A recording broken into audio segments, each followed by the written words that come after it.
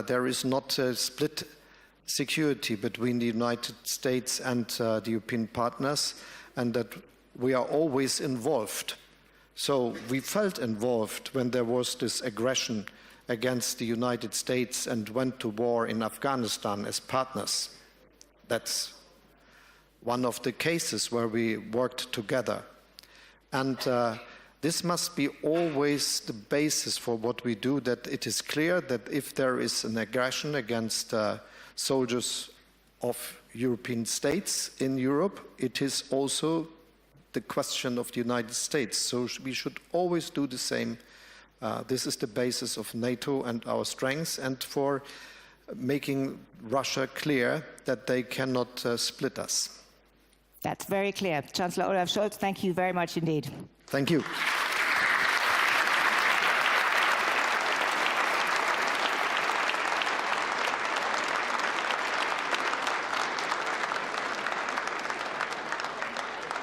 Ladies and gentlemen, the program of the main conference hall will continue at 10:15 a.m. with the section Defiance and Diplomacy, Prospects for Ukraine Solution. Ladies and gentlemen, we'll continue here at 10:15 a.m. So in 15 minutes.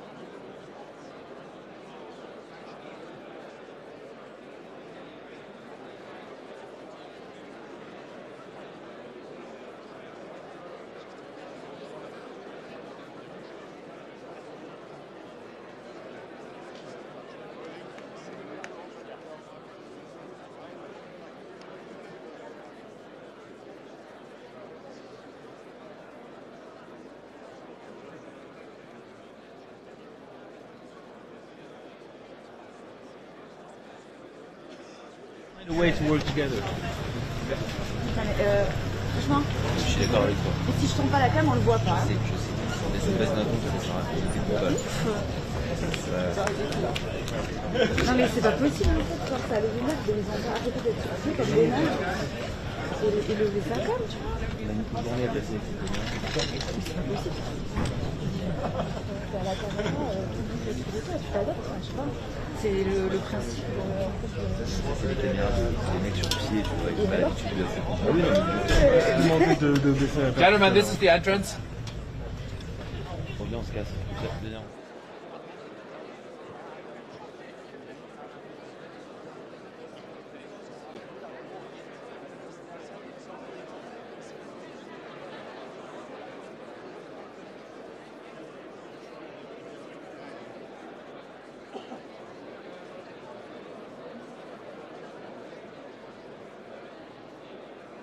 Ladies and gentlemen, please welcome to the stage of the Munich Security Conference, its chairman, Ambassador Scholz.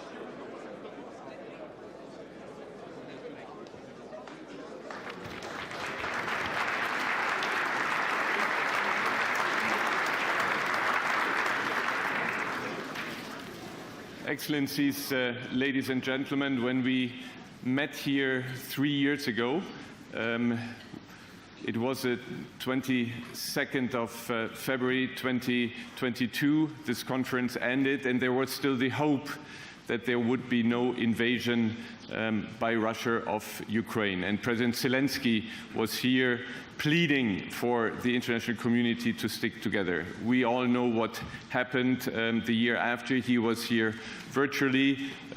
Last year he was here in person, and this year I'm very happy that President Zelenskyy is again speaking to us. President Zelenskyy over the last years has been a very courageous leader of his country. The Ukrainian people has rallied behind him. The international community has rallied behind him. And I think it's very important that the international community sticks together. But it's also important that the Ukrainian society sticks together and there is no wedge driven into the Ukrainian society. We can only beat Russia together, both here and in Ukraine. So please welcome with me the President of Ukraine, Mr. Zelenskyy.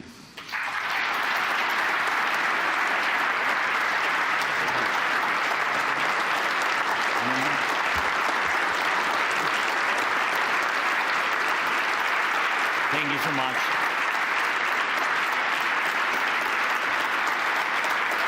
Thank you very much.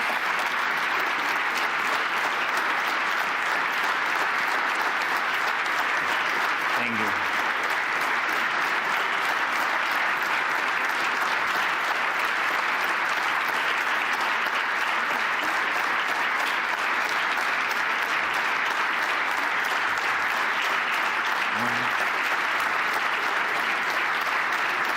Thank you very much. Thank you so much. Thank you for your word. Thank you for your support. Thank you for your invitation. Dear ladies and gentlemen, at the start of conference, every country usually shares its stance, priorities, whether officially, openly, or through informal talks with journalists, with partners. And this year, a country that was not even invited still made its presence known. A country that everyone talks about here, not in a good way. The night before Munich this year, a Russian attack drone struck the sarcophagus covering the ruined fourth reactor of the Chernobyl nuclear power plant.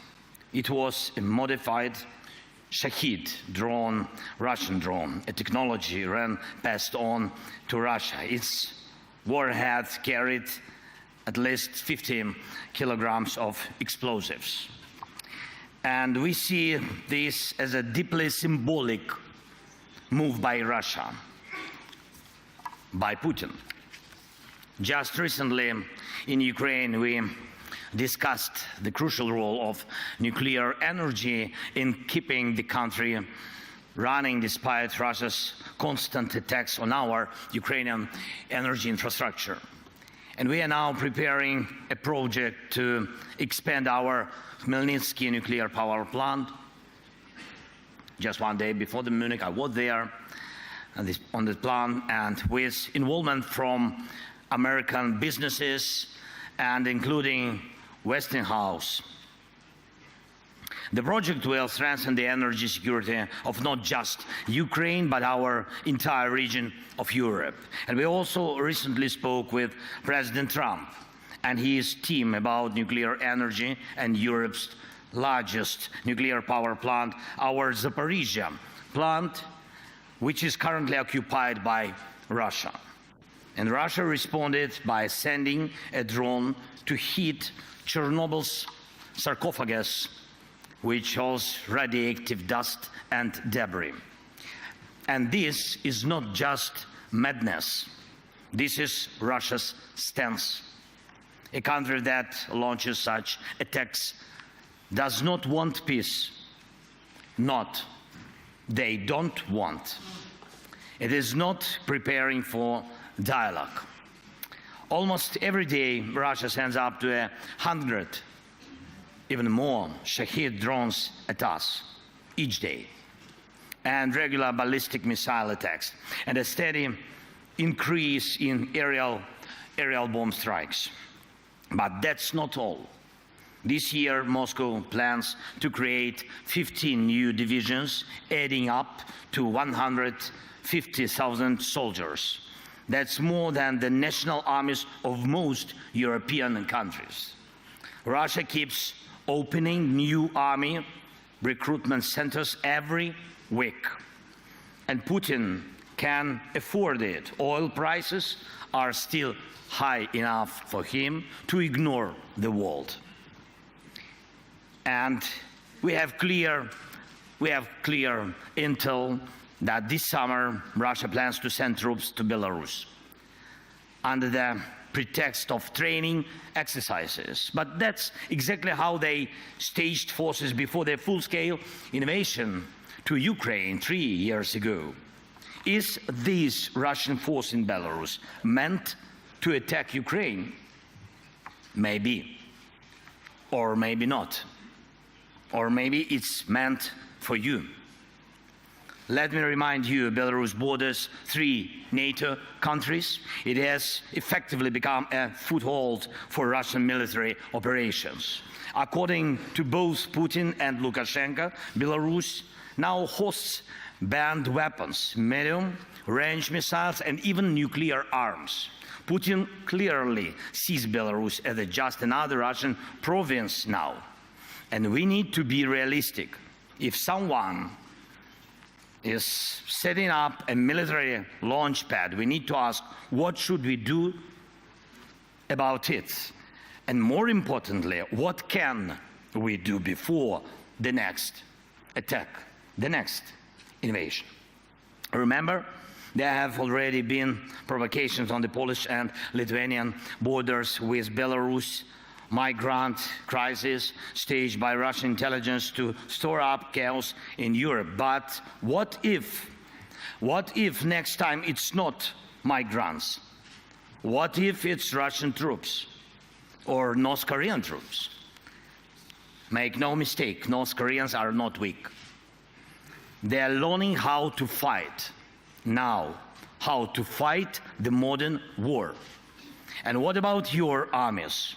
Are they ready? And if Russia launches a false flag operation or just straight up with no insignia from Belarus, like how Crimea got taken in 2014, how fast will the allies respond? And will they respond at all? Yesterday here in Munich, the US Vice President made it clear.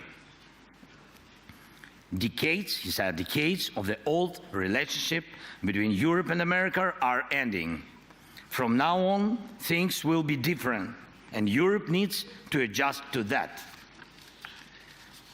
Ladies and gentlemen, I believe in Europe, and I'm sure you believe too. And I urge you to act for your own sake.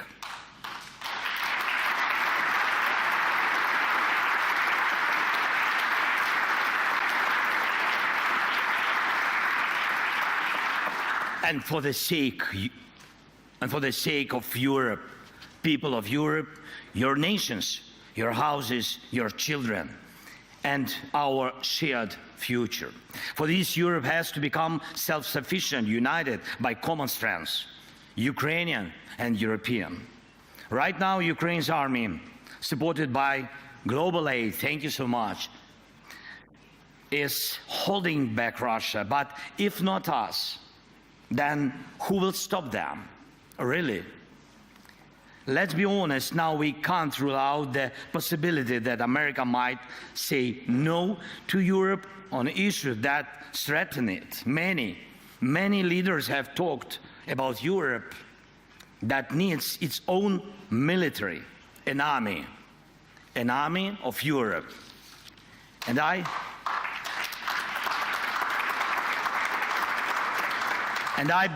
really believe that time has come. The armed forces of Europe must be created. This is not harder than standing firm against Russian attacks, as we have already done. But this is not just about increasing defense spending as a GDP ratio. Money is needed, of course, yes, but money alone will not stop an enemy assault. People and weapons don't come for free. But again, it's not just about budgets, it's about people realizing the need to defend their own home.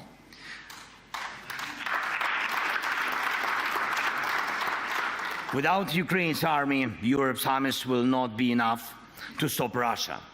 It's reality for today. Only our army in Europe has real modern battlefield experience. But our army alone is not enough too. And we need what you can provide: weapons, training, sanctions, financing, political pressure, and unity. 3 years of full-scale war have proven that we already have the foundation for a united European military force. And now, as we fight this war and lay the groundwork for peace and security, we must build the armed forces of Europe so that Europe's future depends only on Europeans, and decisions about Europe are made in Europe.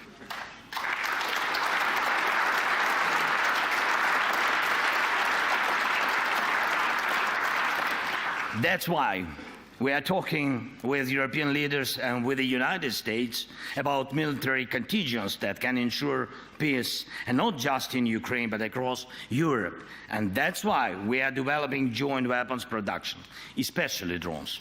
Especially the Danish model, for example, of pooled investments for arms production in our country is already working well, very successful. Last year alone, thanks to Ukrainian and partners' efforts, we produced over 1.5 million drones of various types. Ukraine is now the world leader in drone warfare. This is our success, but it's also your success, of course. And everything we build for our own defense in Ukraine also strengthens your security. And the same should apply to artillery, air defense, technologies, and armored vehicles. Everything needed to protect lives in modern war should be produced in Europe fully. Europe has everything it takes. Europe just needs to come together and start acting in a way that no one can say no to Europe. Boss it round or threat it like a pushover. This isn't just about stockpiling weapons. It's about jobs, technological leadership, and economic strength for Europe. Last fall, in my victory plan, I proposed replacing part of the US military presence in Europe with Ukrainian forces, if Ukraine is in NATO, of course. If the Americans themselves decide to go that way, decreasing their presence, it's not good. Of course, it's very dangerous, but we all in Europe need to be ready. And I started discussing this even before the US elections, because I could see where American policy was heading. But America needs to see where Europe is heading. And this direction of European policy shouldn't just be promising, it should make America want to stand with a strong Europe. This is absolutely possible, I'm sure of it. And we must shape that course. Europe must decide its own future. We need confidence in our own strengths so that others have no choice but to respect Europe's power. And without a European army, that is impossible. Once again, Europe needs its own armed forces. And I know Mark Rutte, my good friend, is listening to me right now. And Mark, my friend, this isn't about replacing the alliance. This is about making Europe's contribution to our partnership equal to America's. And we need the same approach when it comes to diplomacy, working together for peace. Ukraine will never accept deals made behind our backs without our involvement.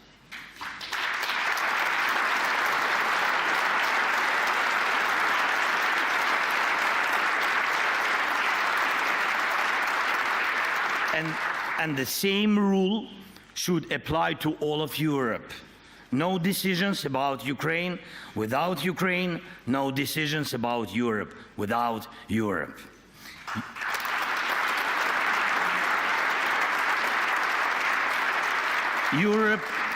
Europe must have a seat at the table when decisions about Europe are being made. Anything else is zero. If we are left out of negotiations about our own future, then we all lose. Look at what Putin is trying to do now. This is his game. Putin wants one-on-one talks with America. Just like before the war, when they met in Switzerland and looked like to carve up the world. Next, Putin will try to get the US president standing on Red Square on May 9th this year, not as a respected leader, but as a probe in his own performance. We don't need that. We need real success.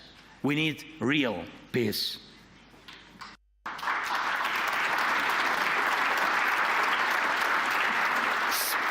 Some in Europe may not fully understand what's happening in Washington right now, but let's focus on understanding ourselves right here in Europe. We must give strength to Europe first. Does America need Europe as a market? Yes.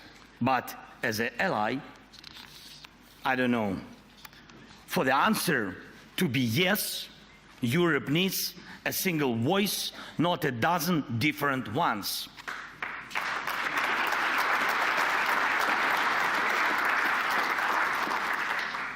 Even those who regularly come to Mar-a-Lago need to be a part of a strong Europe, because President Trump doesn't like weak friends.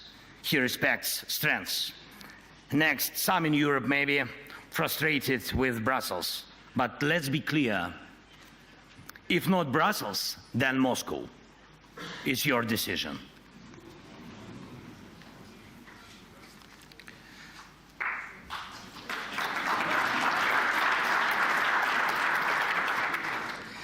That's geopolitics. That's history.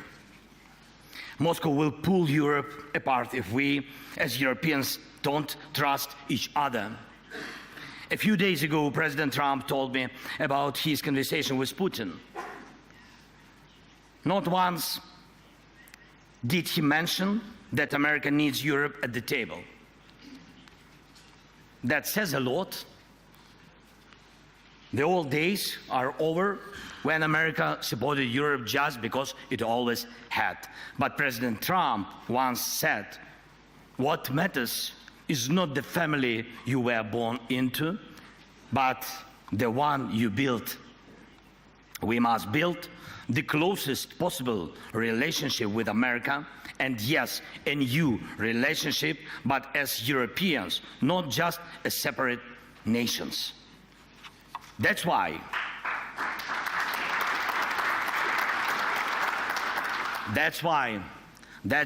we need a unified foreign policy, a coordinated diplomacy, the foreign policy of common Europe, and let the end of this war be our first shared success in this new reality. And we are already working to make sure that on February 24th, the third anniversary of Russia's full-scale invasion, we can gather together in Kyiv and online. All European leaders, all key partners who defend our security, from Spain to Finland, from Britain to Poland, from Washington to Tokyo, this meeting must deliver a clear vision for our next steps on peace, security guarantees, and the future of our collective policy.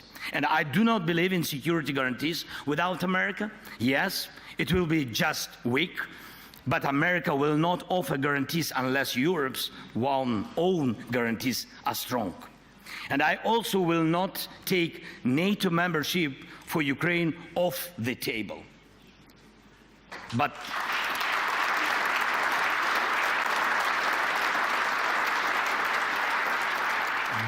right now, the most influential member of NATO seems to be Putin,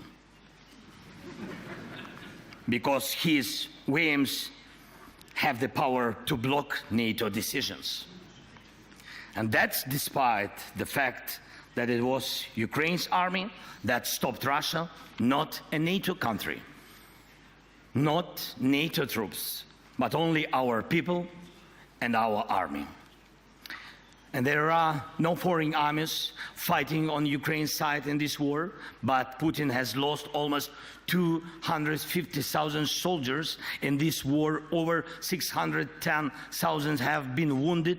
Just in the Battle of Kursk, our troops eliminated nearly 20,000 Russian soldiers. We completely destroyed the North Korean units that Putin had to bring in because his own forces were not enough to hold back our counteroffensive. For over 6 months now, Ukrainians have been holding a foothold inside Russian territory, even though it was Russia that wanted to create a buffer zone inside our land in Ukraine. And I am proud of Ukraine. I am proud of our people.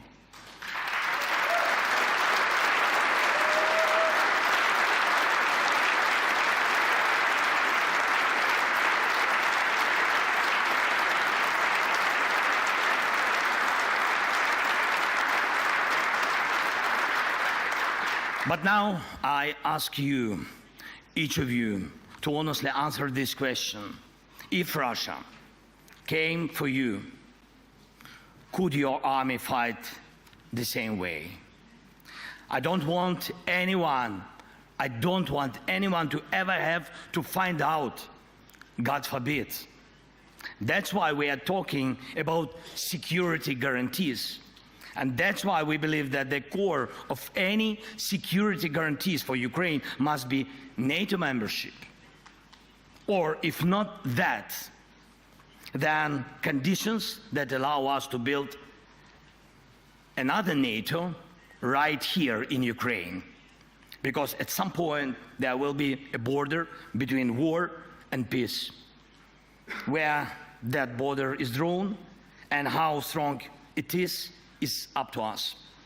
My proposal, Ukraine's eastern border, Belarus eastern border, the eastern borders of the Baltic states, Finland's eastern border, that is the strongest security line for all of us in Europe, because that is the line of international law.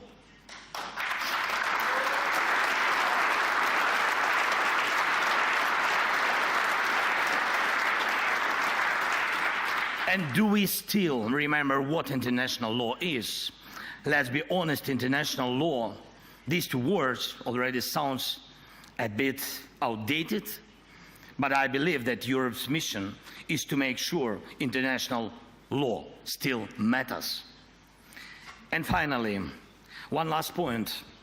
What security guarantees can Putin offer?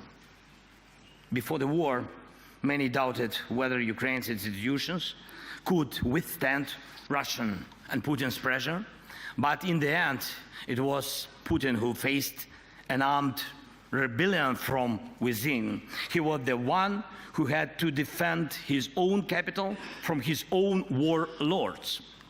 That alone shows his weakness. So what happens to the million Russian troops currently fighting in Ukraine? Where they gonna fight if not in Ukraine? This is why we cannot just agree to a ceasefire without real security guarantees, without pressure on Russia, without a system to keep Russia in check. To fight us, Putin pulled troops from Syria, from Africa, from Caucasus, even from some part of Moldova. And right now, he faces a shortage of fighting forces. And if this war ends the wrong way, he will have a surplus of battle-tested soldiers who know nothing but killing and looting. And that is yet another reason why this war cannot be decided by just a few leaders, not by Trump and Putin, not by me and Putin, not by anyone here in Munich sitting down with Putin alone. We must apply pressure together to make real peace.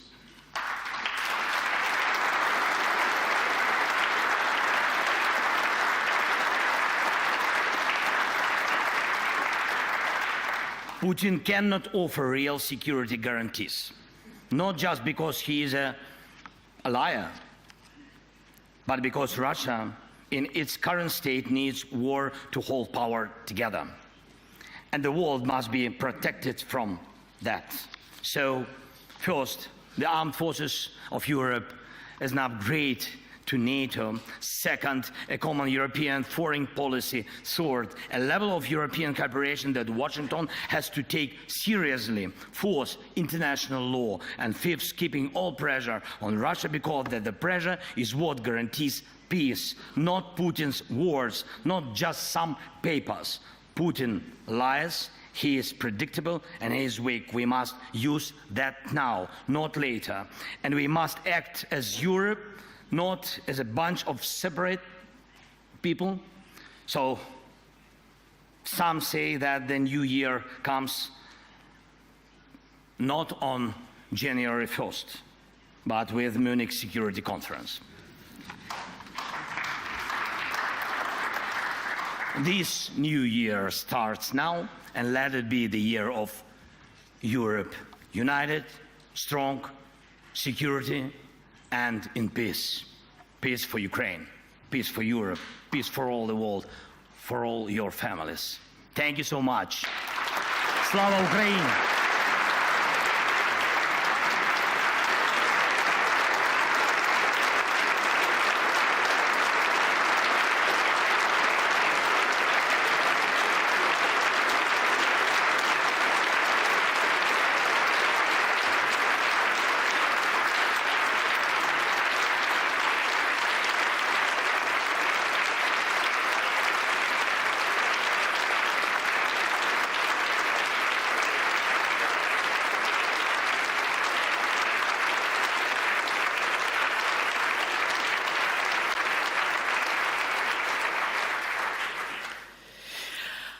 Mr. President, thank you. Thank you very much. That was a stem winder of a speech with a lot of challenges thrown down. I want to ask you to expand more on the American piece of this. You, after your phone call with President Trump, said that you did not hear enough detail to make this a peace plan. Can you just elaborate what you meant by that?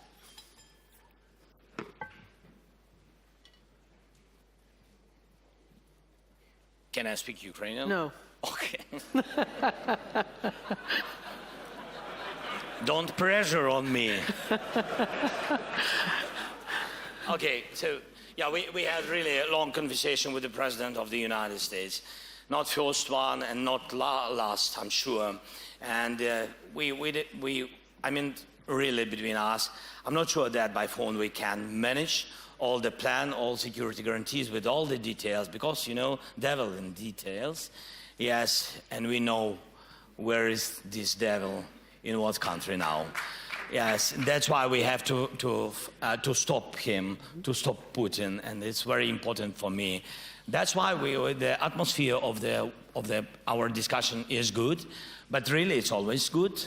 Yes. But we need urgent, very concrete steps. And I think we have to work on it. Our teams, well, we began, but I think that we have to start immediately to do more deep decisions. We'll get into that in a moment, but you did also have a separate conversation with Vice President J.D. Vance last night, you and your team and his team as well. Did he provide any more details? And, you know, we have to bring up that in 2022 here, basically J.D. Vance said he didn't, and this is a quote, "I don't care what happens to Ukraine one way or another." Do you feel that he's changed, that the Trump administration and the actors you're dealing with understand what's at stake? I'll be honest. We have to work on it. All of us, not only me. Me is not enough, really. I think we have to work, because I think that, you know, we together in Europe, the war is in Europe, and America is far from the invasion. And I think that we need to share more details, because to my mind there are a lot of different voices around new American administration, and I'm not sure that all these voices on on our side. That's why we have to work with these people, even with some Europeans, as I said. Yeah. If I was understandable, I don't know, Yes, you about were. Mar-a-Lago, about there, yeah. It was clear. It was clear, but I want to repeat it, yes. It's important for them to be clear. Do you want to name names while we're at it? I know names, of course. I'm not sure that Okay. it's, yeah. Let's just get back to President Trump. At a press conference... You said about Orban. Oh, sorry.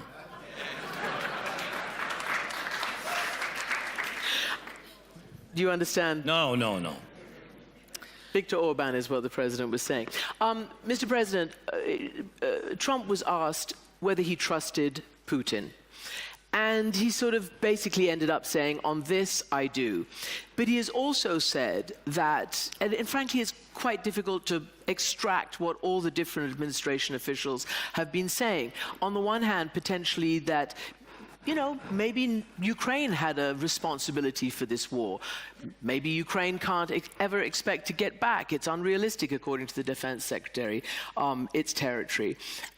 Maybe Ukraine will be safe and independent. Maybe it'll be part of Russia.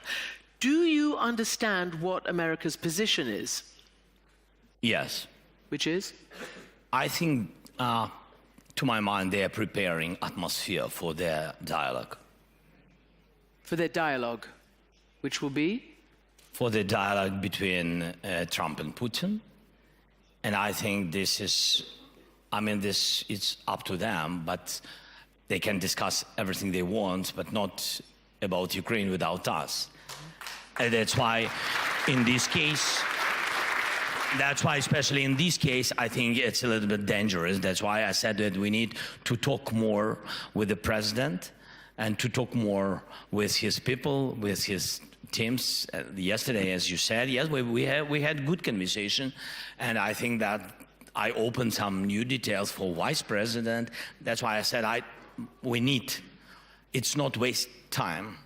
It's really very important, I think, diplomatic investment for the future, just and lasting peace for Ukraine.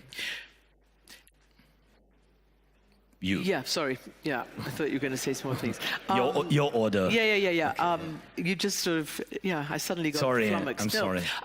You said Putin doesn't want peace. I mean, you just said it loud and true. clear here. It's true. So what is the dialogue? And have you convinced the Americans that A, Ukraine has to be at the table, and B, I guess the Europeans have to convince them that they have to be on all the levels, we directly, yes, very directly, send these messages that we have to prepare security guarantees like a main part of the stopping Putin and stop this war, and very important, essential, and we say that it can't be without us, and that's why I don't know if we don't have, from my point of view, if we don't have for today common plan, it means for me that United States doesn't have. Because if they have something, it's not about us. I mean, this about something new, but we don't want this new reality. Yes. So that's why, I was just asking you whether you have convinced them that you must be at the table. Of course, I said that I think that is good, that first of all we have to make a plan with you, I said to the president. It was the day when he had phone calls with Putin and with me, and first with him and then with us. And how did that sit with you? No, I said that... But first with Putin and then with you? Oh, I'm not happy. Yes, but I think that more dangerous if first meeting will be with Putin and then with Ukraine. And there are things I shared with the President Trump, that first of all we have to see common view. And I said also that at the table we need Europe also. It's very important for us. We are Europe, we in Europe, and we see our future only in EU like a member. So that's why for us it's very important. And Europe helped us a lot. Because when I speak really when I speak with different officials of the United States, of new administration, and we're thankful for them that they didn't frozen their military support. It's very important, and I'm very thankful, thanks again. But when we speak, I really understand what part of support did America during these 3 years, and what huge support made Europe. And it's important. Did you get a commitment from President Trump that you would meet with him first? Do you have a plan to meet with the president? No, we have our plan, of course. It's our country, and that's why it's our plan. I think it's understandable, but we need the common view. That's why we are ready for the common plan, and I shared it with I'm just asking whether, because President Trump says he'll meet Putin maybe in Saudi Arabia maybe soon, has he said he will meet you? He said to me that we have to meet, and I said to him also we have to meet. I think that I said first that we have to meet. Yes, and but we understood each other, because I didn't say about it once. You said it several times. Yeah, so that's why I think we understood each other, and it's very important. Yes, because if we can repeat the words that each day we have losses, and if President of the United States or other leaders repeat these words, Ukraine has losses, we have to stop the war. I mean, that it meant that we have urgently to meet if we really want to stop. To meet with the concrete dates and days and plans. So you talk about losses, obviously heavy losses. You mentioned Russia's heavy losses as well. Yeah. You were talking to President Trump, and you know that last year, around this time last year, it was President Trump and his allies in Congress which delayed for approximately 7 months the aid that was meant to come to Ukraine. When I spoke to General Zelenskyy, your commander in Ukraine, just a few months ago, he said the delay in aid did cost lives, cost territory, and cost a lot of strategic effort in Ukraine. Did you mention that to President Trump? No. I see. We spoke about delaying and about decision of the Congress, and at least positive decision. I was thankful to him. It was in September when we had meeting during his election period. I think so, or before the election period. I don't. Before, a little bit before. Yes. So it was very important, the decision. I was thankful bipartisan support, and also Mike Johnson. He made positive decision. And also to President Trump, because if he wouldn't be supportive, they couldn't vote this decision. But really, help, which we needed very much, still is going. I mean, not everything came. Yeah. You understand? Yeah. So it's very slow, and I think General Zelenskyy was right that one of the reasons why we lost, but I don't want to speak about kilometers, but I'm ready. I mean, we lost about 4,000 square kilometers. Yes, but of course, if the help could come, very quickly, everybody understand that the losses was. I mean, I understand what you're saying. We could be in more good conditions. And precisely because of where you would need to be to have a negotiation to end the war. That's why I ask you this. So you talked about security guarantees. What details do you think about? What would be a security guarantee apart from joining NATO right now? What would be a security guarantee in any ceasefire, or to freeze or monitor any line of contact, which is some 1,300 kilometers long? Because already Defense Secretary Hegseth said there'd be no US troops. We don't know what it looks like. What do you think it looks like? More strong sanctions, not if they will invade again, just more strong sanctions at the very beginning. Then, like you said, a really difficult to hold the border, long border, big yes, for Ukraine and Ukrainian soldiers. That's why we need big army. I shared it yesterday. Yes, we need army more than now. If we're not in NATO, then, as I said, NATO has to be in Ukraine. It means only one, that we will need the army comparable with soldiers of Russia. It's 1.3 or 1.5 million soldiers. So we need money for this, the package of money, real money.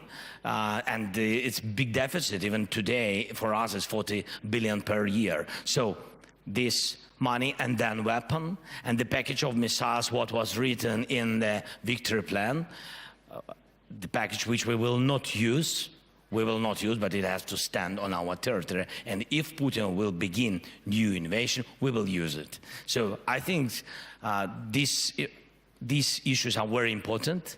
This is priority. And foreign troops, European troops? Yes, we are open for this initiative. Yeah. We understand, mostly we understand the details, but we need to discuss these details with leaders. I don't want to be now, very loud about it. So, but we understand that we need it. It will help us. And one other big question, the Treasury Secretary, Scott Bessent, came to your country. Yeah. I believe essentially gave you a notice that this is what the administration wants in terms of how much of your rare earth minerals. Trump himself has said, I want $500 billion worth, and that would be fair, he said.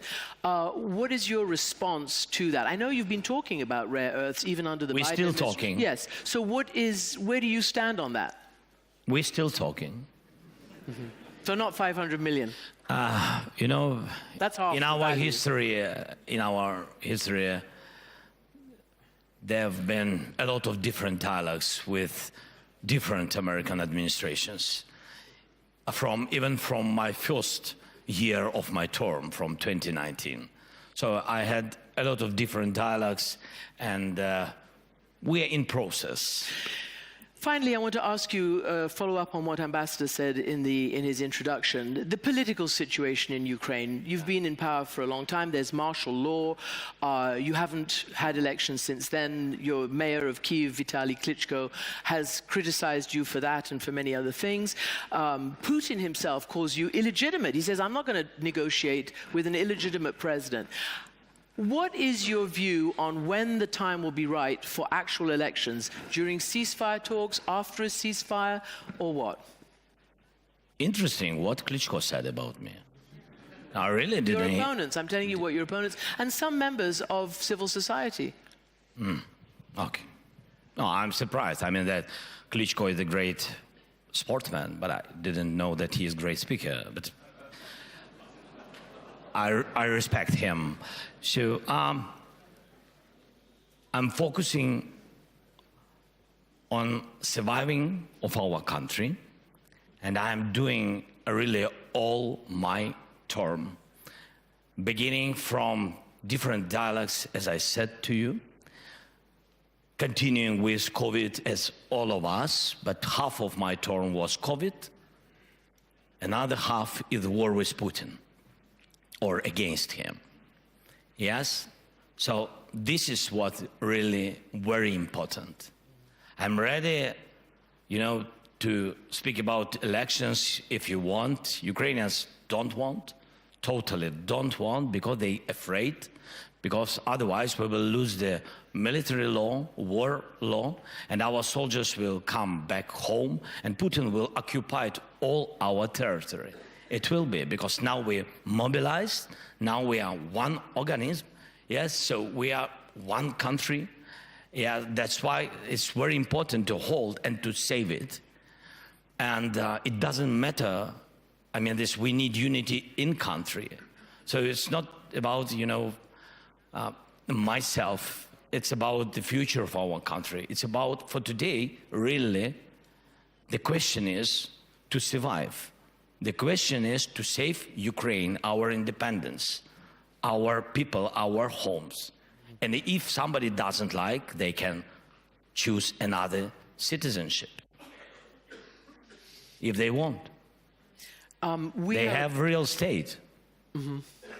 Did you somewhere. say, what, real estate? Yeah. Mm-hmm. I think I have time for one question from the audience, maybe one or two. Somebody got a question for the President?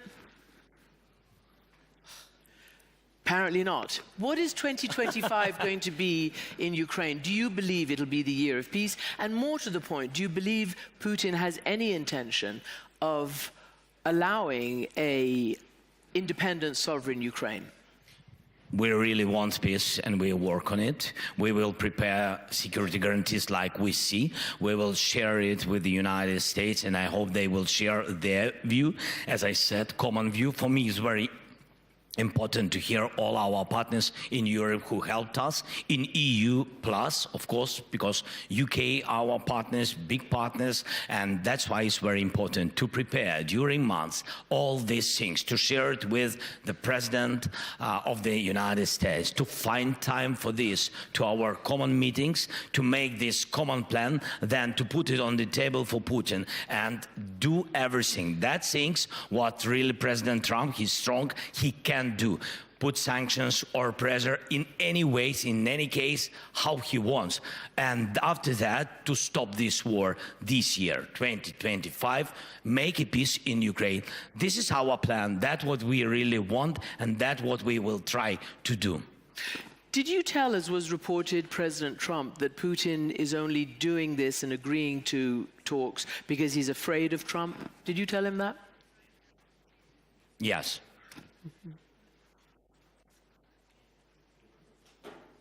I told Trump that Putin afraid of him. Yes, and he heard me. And now Putin knows.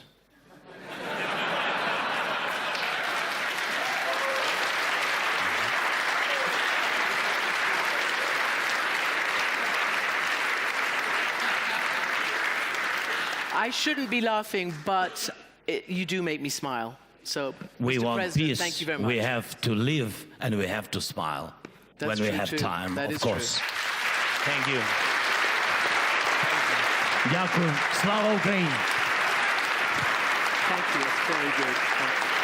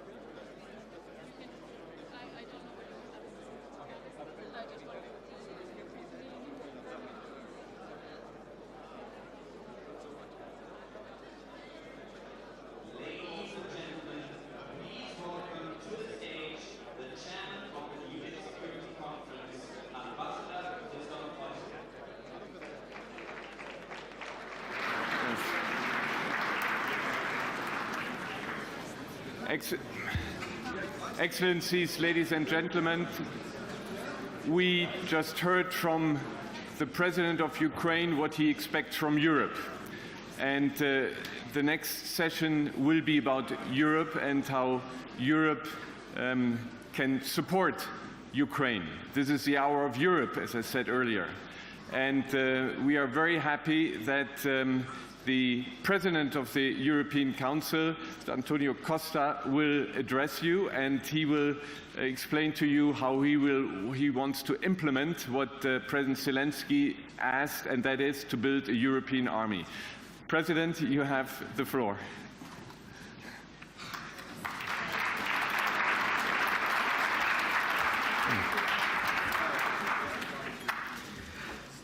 Dear Chairman of the Munich Security Conference, dear colleagues, ladies and gentlemen, on the 24th of February 2022, the European Union changed. On the very first day of the war in Ukraine, at 7 p.m., the European Union leaders gathered for an emergency meeting in Brussels and exchanged with President Zelenskyy. It was a very dramatic discussion. Russia's tanks were on their way to Kyiv. Russia's bombs were falling across Ukraine. And before we ended our meeting, President Zelenskyy said that those were most probably these last moments alive. And I remember very well the clear sense in the room. This was the moment when a new geopolitical European Union was born. Russia's war of aggression against Ukraine shook Europe's security architecture to the core. Together with our transatlantic allies, we acted immediately to support Ukraine's sovereignty, self-determination, and territorial integrity, with humanitarian aid, with economic assistance, with the toughest ever sanctions against Russia, with unprecedented military support. And perhaps most importantly, with a clear sense of the future for Ukraine as a full member of the European Union. 3 years later, Ukraine resists heroically. Putin failed in his attempt to dominate Ukraine. And as we all saw, President Zelenskyy is stronger than ever. Today, my message is clear. We are not giving up. We will continue to support Ukraine as an integral part of our project for peace. Only Ukraine can define when there are conditions for a negotiation. Assuming concessions before any negotiation is a huge mistake. Therefore, we will continue to stand shoulder to shoulder with Ukraine in the negotiations, providing security guarantees, in reconstruction, and as a future member of the European Union. This is the European Union position, and as you heard, it's also the Ukrainian position. Ladies and gentlemen, what does comprehensive, just, and lasting peace mean? It means that peace in Ukraine and Europe's security cannot be separated. It means that we take into account that Russia's threat goes beyond Ukraine. Russia dominates Belarus. Russia has a military presence in Moldova and in Georgia. Russia casts a shadow over the Baltic states, the European eastern border, our democratic systems, our critical infrastructures. It means that a comprehensive peace cannot be a simple ceasefire. It cannot give Russia the opportunity to attack ever again. It cannot reward the aggressor. It must guarantee that Russia will no longer be a threat to Ukraine, to Europe, to its neighbors, that Russia ceases to be a threat to international security.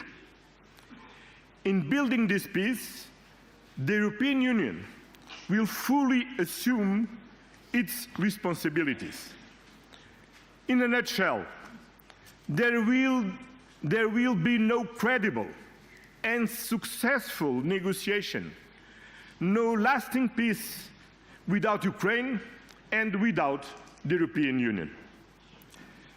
The European Union, after February 2022, is not the same as before.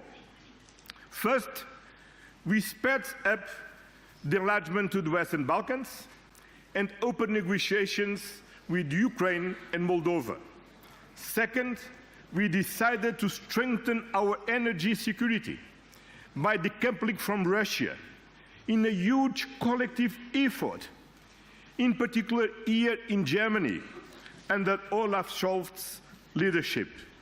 Third, less than 1 month after the beginning of war, in Versailles, all member states decided to effectively deliver on building the Europe of defense.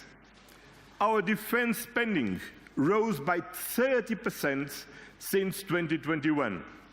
European Union countries that are in NATO now spend on average 2% for defense. Together, we have reached the target. But we will do more. The European Union is a peace project by design. But we know that peace without defense is an illusion. 2 weeks ago, I brought together the European Union leaders to provide political guidance to the European Commission and the High Representative on the capabilities we jointly need to build, on the mobilization of more public and private funding, on strengthening our partnerships, namely with the United Kingdom and NATO. The Commission and the High Representative will present proposals in the next months, and I will keep defense at the top of the European Council's agenda. This is the direction. This is our commitment. Dear friends, the European Union is a reliable and predictable partner, a strong economic and powerful trade actor, and we are firmly committed to act better, stronger and faster in building the Europe of defense. Thank you very much.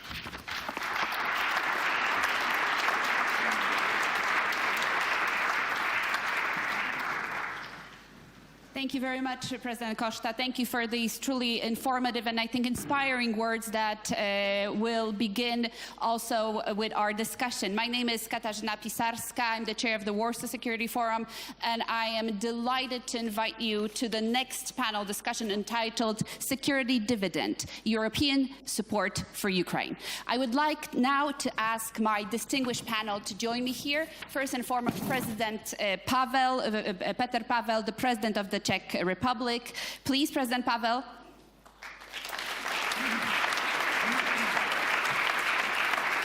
Mette Frederiksen, the Prime Minister of the Kingdom of Denmark. Prime Minister.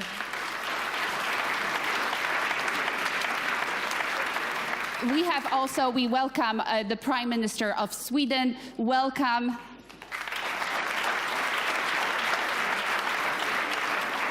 And last but not least, Friedrich Merz, who is the chairman of the CDU here in Germany. Please join us.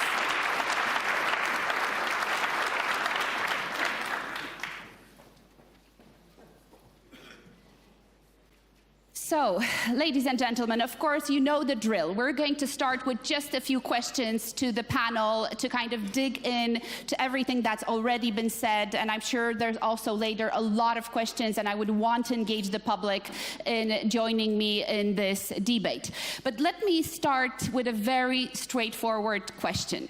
We have seen over the last 2 days a lot of developments that were Europeans. We have seen a phone call of President Trump with President Putin, where it seemed that not only Europe, but even Ukraine was not truly consulted before the phone call. We have, more importantly, seen, and this is today's also the words of President Zelenskyy, Europe a bit sidelined from the negotiations. President Zelenskyy said on the stage just a moment ago that when he spoke with President Trump, Europe was not even mentioned when peace negotiations on Ukraine were discussed. So my question to you here is a question that probably everyone has. What is our plan for Ukraine? What is our plan for a secure and just peace in Ukraine? President Pavel. Well, thank you. Let me start by saying that all we heard and saw over the last couple of days can be seen from both half full and half empty glass. And as I am a half full guy, I see it as a positive development for Europe.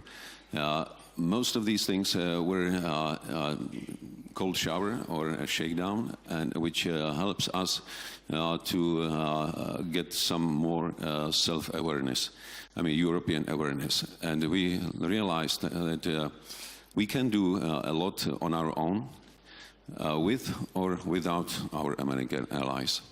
And when it comes to Ukraine, I am a strong advocate of a common approach with the United States. But if we find that their vision of solution of war in Ukraine is different from ours and leaves us aside, we should act very actively.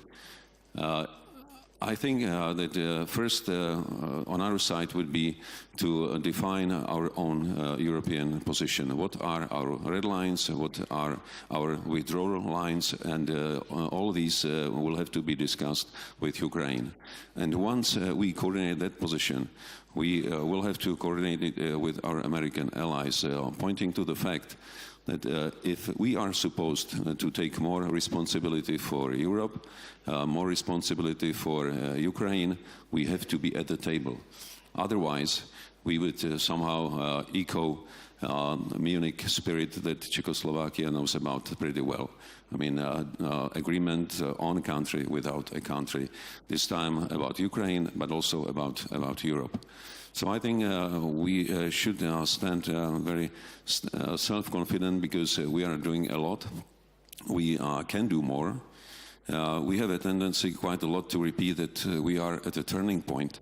We have survived a number of turning points, but this time I truly believe that we are at a turning point where we can finally grow up, show that we are able to take responsibility and act accordingly. And some of the measures highlighted by representatives of European Union gives me hope that we are on the right track to be much more flexible and faster in our decisions that are so badly needed for Ukraine.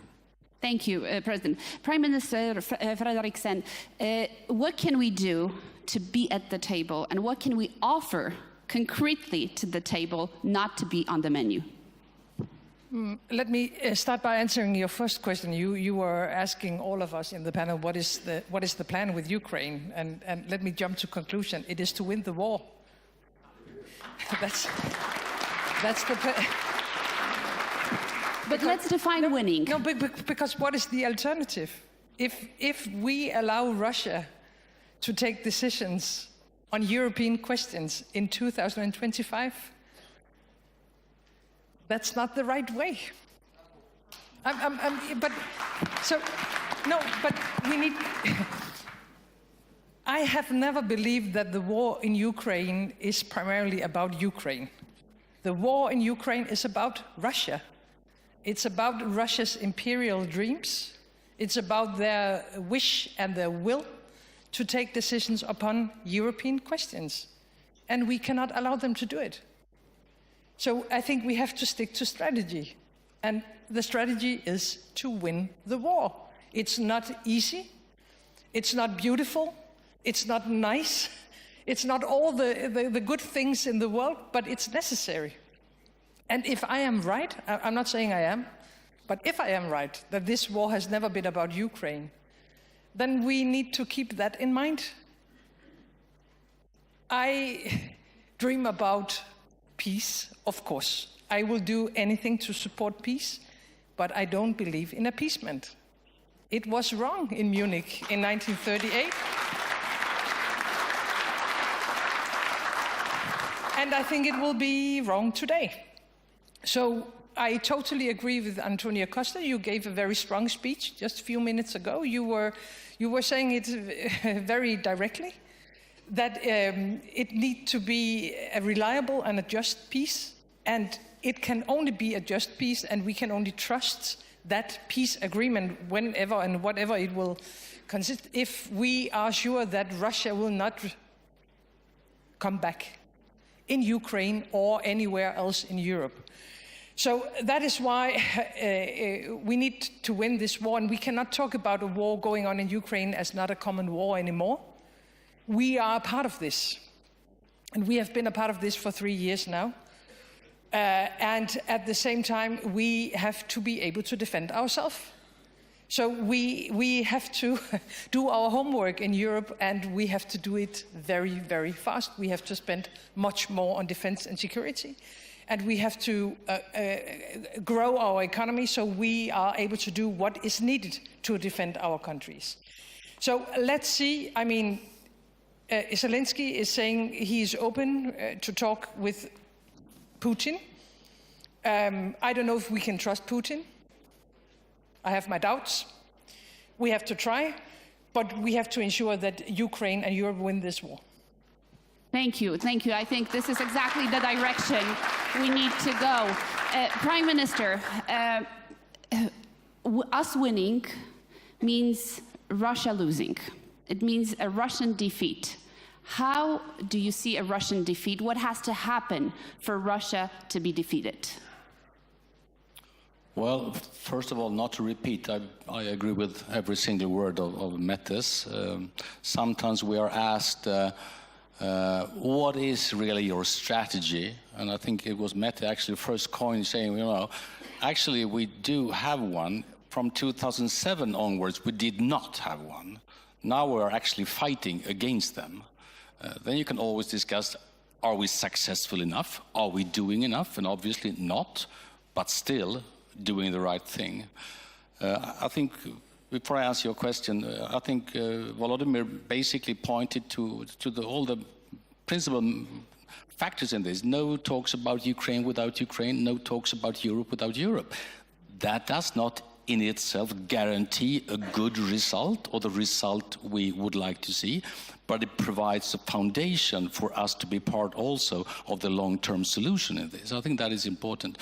But basically, I mean, what it needs to be to end in is, of course, a Ukraine entitled to make their own decisions.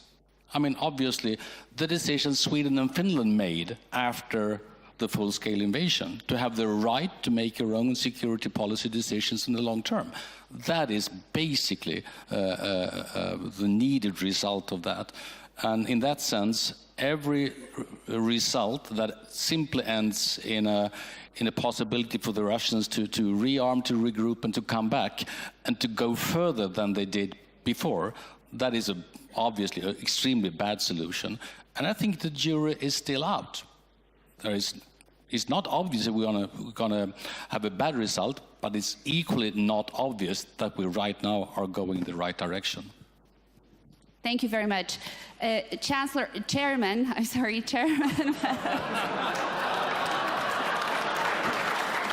It is a panel of heads of state. It is a panel of heads of state, of course, Chair Merz. It cannot be overstated how important for a joint European response is Germany. What is your vision? What is your vision for a peace in Europe, a peace in Ukraine, and of course, a defeat of Russia? So first of all, many thanks for your compliment. But there are still 60 million voters between you and me, so. If you allow, I would like to set up the bigger framework we are working in, actually, and there is an elephant in the room here, and the elephant is the transatlantic relationship. And I think I should give some brief comments on what we have heard yesterday and today on our relationship. My first comment goes to the outcome of the elections. We respect the presidential elections and the congressional elections in the US, and we expect the US to do the same here. My second comment goes to our shared values and shared powers. We stick to the rules which are given by our democratic institutions. This includes our own legal approach to deal with, for example, published information and opinions. Free speech remains free speech and remains part of our open democratic society. But fake news, hate speech, and offenses remain subject to legal restraints and control by independent courts. And I think I should say that in front of the events which took place in DC yesterday, we would never kick out a news agency out of the press room of our Chancellor.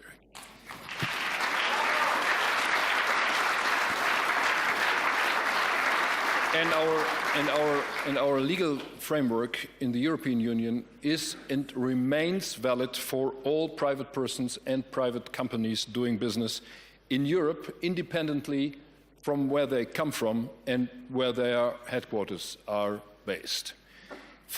We look for close cooperation with the Trump administration and with the American market, and we strongly believe in free trade, open markets, and that's the reason why we would like to see tariffs brought down to zero as fast as possible. We don't believe in trade conflicts or even trade wars. And my last comment goes to the foreign security policy. We know that we have to catch up quickly our expenses on defense. And we know that this is triggered by the events we are seeing since 3 years now. But I fully agree with Mette Frederiksen and others here on the podium. By the way, I wished all the Social Democrats in the European Union were as clear as we have heard here from the podium, by the way. But this is something which is not challenging just the territory of Ukraine. This is challenging the entire political order which we had set up after 1990. So this is the reason why we are standing behind Ukraine, not just because of Ukraine, but because of our own security on our European continent. And I absolutely share the view which was mentioned here, that we have to do everything what we can to bring the country, to bring Ukraine into a position of strength. And as soon as they are starting to negotiate, they have to sit on the table at the key country, and we as the Europeans have to be strongly behind them. And it's absolutely unacceptable that Russia and the United States of America are negotiating without Ukraine and without the Europeans on the table. Thank you very much, Chairman. Thank you. President Pavel, but I really have to press, and I have to press the panel.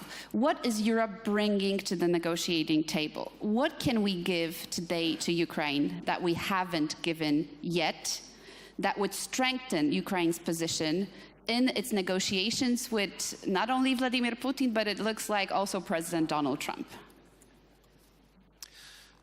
If we look at President Putin's objectives, it was full control of Ukraine, demilitarization, removal of democratically elected government, and in fact erasing Ukraine from the map of the world. I think our best approach would be to tell him that whatever effort he put into this endeavor, it will fail. We will have to express our clear determination that if Ukraine wants to be part of European Union and eventually NATO, they are authorized to do it if they meet all the conditions, and of course if the organizations agree. I think it's a principle that we should cherish. In that sense, we are already providing Ukraine a lot of military support. We can further expand either Danish model of building their capabilities in place, also reinforce capabilities like ammunition initiative, giving them more financial resources, but we should also start in parallel with providing them with military capability, thinking of post-war reconstruction. Because that would be a clear and a sound message to Russia that we count with Ukraine, we take them on board. And I believe that coming up from the level of the EU with something like a Marshall Plan for Ukraine would be an excellent idea how to not only organize our support for reconstruction, to prevent any pressures for corruption on both sides, but also we can start preparation of Ukraine for EU accession in a very successive way, step by step. I think that would really work. That would demonstrate that whatever objectives Russians had, they failed. And as they always looked at Ukraine somehow from above, because they call them chochols based on history, we can show them that these people they were laughing at will have much better living conditions that Russians have in their own country. They would have a freedom to travel, freedom to work, and I think that will be the best demonstration of Russian failure in Ukraine. Thank you very much, President. Going on, Prime Minister, what can we put on the table? Would you, for example, support giving frozen assets to Ukraine? Do you imagine such an agreement in Europe in the next 6 months happening around that? And are there other things that we can provide if we agree that this is so incredibly timely from every single side? Yes, yes, yes. I'm sorry. There's two prime ministers. Yes.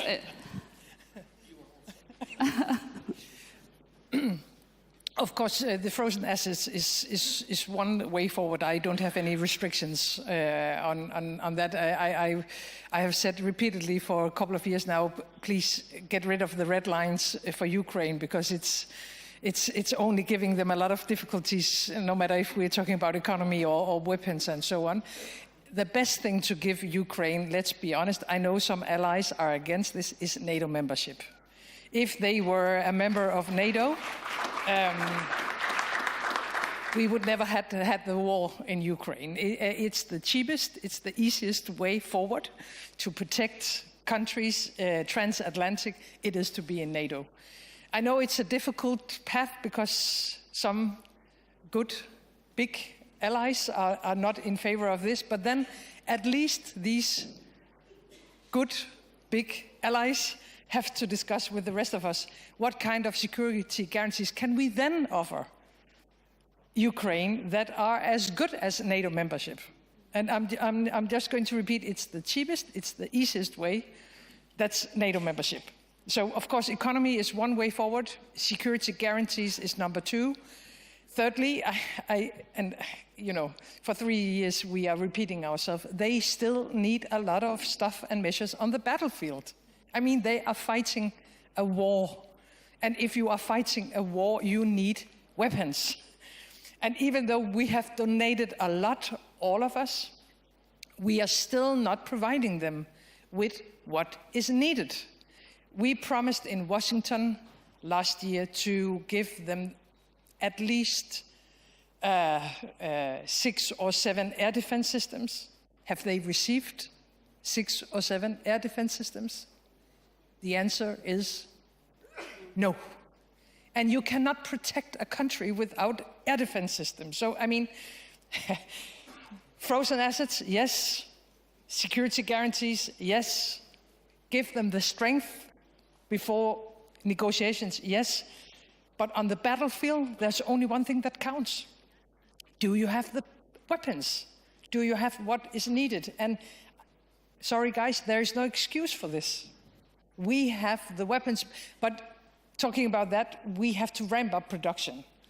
And the Czech initiative, we have been working extremely closely together, has been very effective on ammunition, artillery ammunition, good.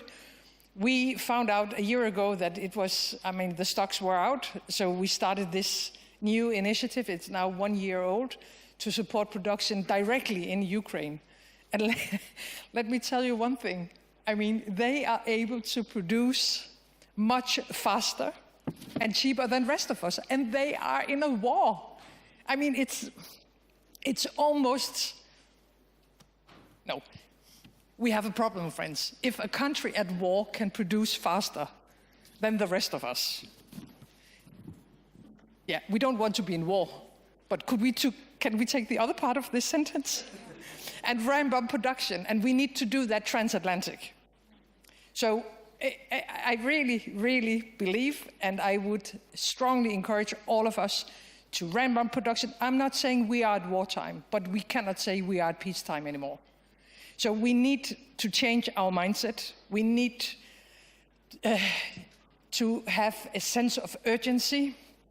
I think we need a kind of an emergency brake inside the European Union, get rid of all the legislation and all the bureaucracy, produce what is necessary, do it transatlantic to ensure that Ukraine will get what they need, but also to ensure that we are able to protect ourselves. Because some of us are willing to spend much more on defense and security, but we cannot buy what is needed. So industry and production lines are also extremely important. Absolutely. And on that, actually, I would like to ask Chairman Merz.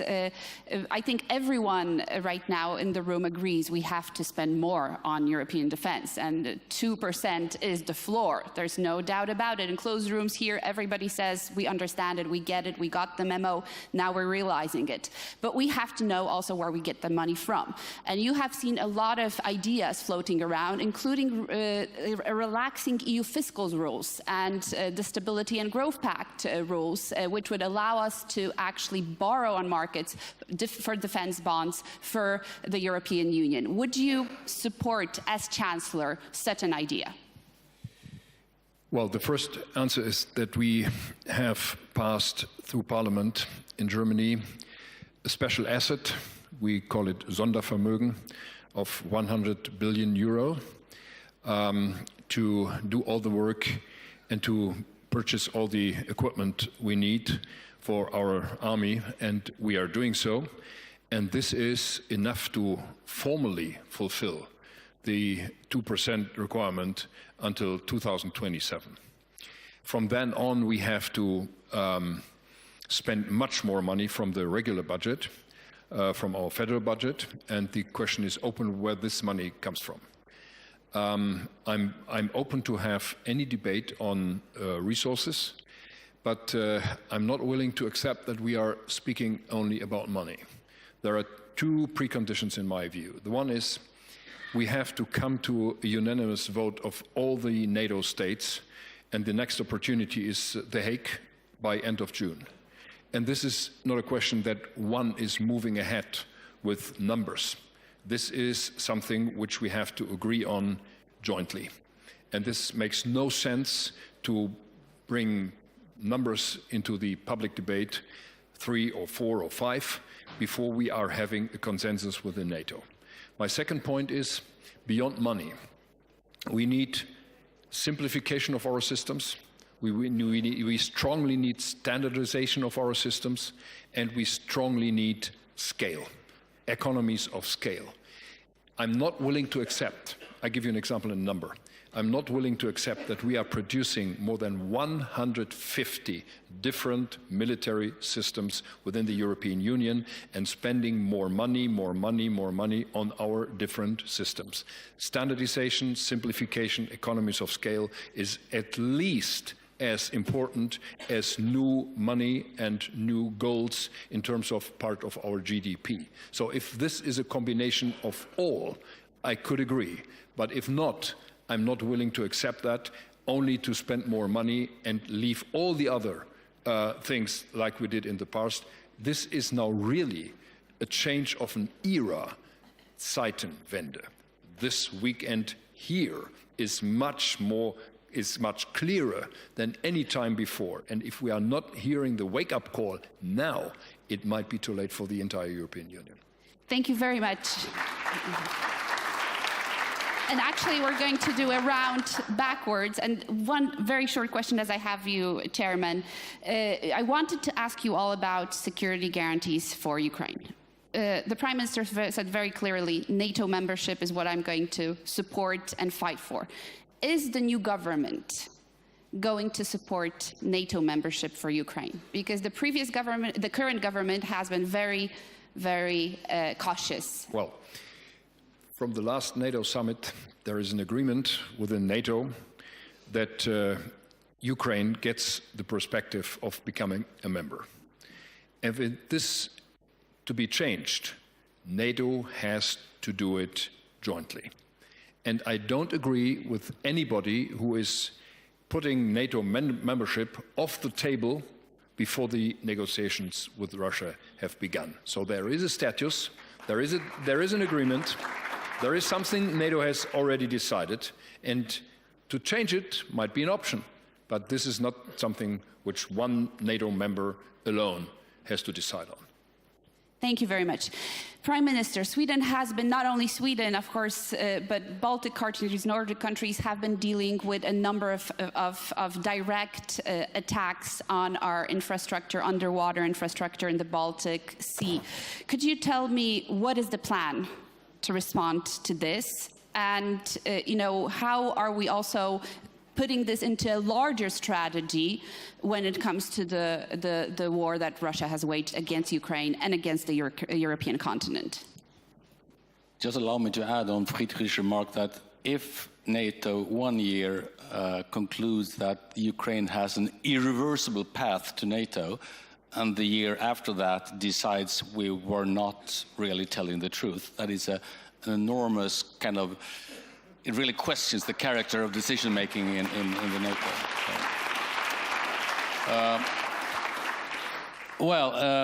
Baltic Sea is obviously under threat. We normally, I think Mette put it in a good way, saying that we're obviously not at war, but obviously not at peace either regarding the Baltic Sea. And we are quite careful. We don't easily single out or attribute countries for doing hostile things against our cables or electricity cables or things like that. But equally, we don't just believe in random things suddenly happening quite often, I fully understand that there might be such a thing as a seriously bad seamanship, but they normally don't occur that often. And on that scale, so there is something pretty odd in that. So we take it extremely seriously. Finland has caught basically, even though it was formally voluntarily, and we did the same with different vessels, and they are thoroughly being examined, and we, at least we attribute the countries that behind them, even though it's, and the character of hybrid threats is, it is supposed to be hard to detect whether there are intentional damages or not. So that's almost proves it basically. So what we're doing now, we are well, the NATO Operations Center is one part of that. We are collaborating extremely closely between all the Baltic countries right now in the air. I was myself looking at these vessels the other day from air, and we do it also on the surface. So I think we have pretty good possibilities to detect them and to deter them, but obviously we need to do even more to stop them totally. There is a good connection also to the Ukrainian war in that, because the Russian shadow fleet is heavily present on the Baltic Sea, and a lot of oil money is basically coming that way. So there are different good reasons to stop it, and I think we are taking that much more seriously now than we did previously. Before I turn to the public for the last 15 minutes, and I see already a lot of good hands, very quickly, Prime Minister and President, our strength was our unity, especially on sanctions. Do you think that unity is threatened within the next half a year or a year? Do you imagine a situation in which one or more countries decide not to prolong EU sanctions? And what happens then? Prime Minister, please. That risk is, of course, there is a risk, but I think until now we have managed to stay tuned and acting much more collectively and united than maybe even ever before within the European Union. And I mean, you can hear when you're listening to me, I'm not very optimistic on behalf of the world at the moment, because I don't think the challenges are going to disappear. I believe in the opposite, unfortunately. But I'm very optimistic about Europe and the European Union, and I'm also optimistic about NATO. I mean, NATO and the European Union are stronger today than we were before the war. So until now we have managed. But I think at the same time there is a risk, of course, that some countries at a certain point will say, well, we cannot support Ukraine anymore, but then the rest of us has to continue. So for me, what is necessary to do has to be done. And maybe at one stage it will not be with unity. I don't know about that. I will work very hard to ensure that. We had, as Antonio Costa said before, a very good discussion only a few weeks ago. I have never heard all 27 countries in the European Union being so much aligned on defense and security before. I've never heard it. I mean, all of us are now saying the same. We have to spend much more. We have to ramp up production. I totally agree with you that standardization and so on is an important thing. But you know, when we are talking about how much we have to spend, we have to look at reality. If I look at our eastern flank, the Baltic Sea, High North Arctic region, terrorism, the Sahel region, Middle East, fragile countries just outside the European Union, Moldova, Georgia, the West Balkans, and so on, 2% is not enough. Indo-Pacific, 2% is not nearly enough. So I think we have to start from that corner. What are the realities? Our most important task as political leaders are to protect our people, our values, our countries, and our continent, and our alliance with the US and Canada and other good friends. And if we are to protect everything we believe in, 2% is not enough. That's the conclusion, I think.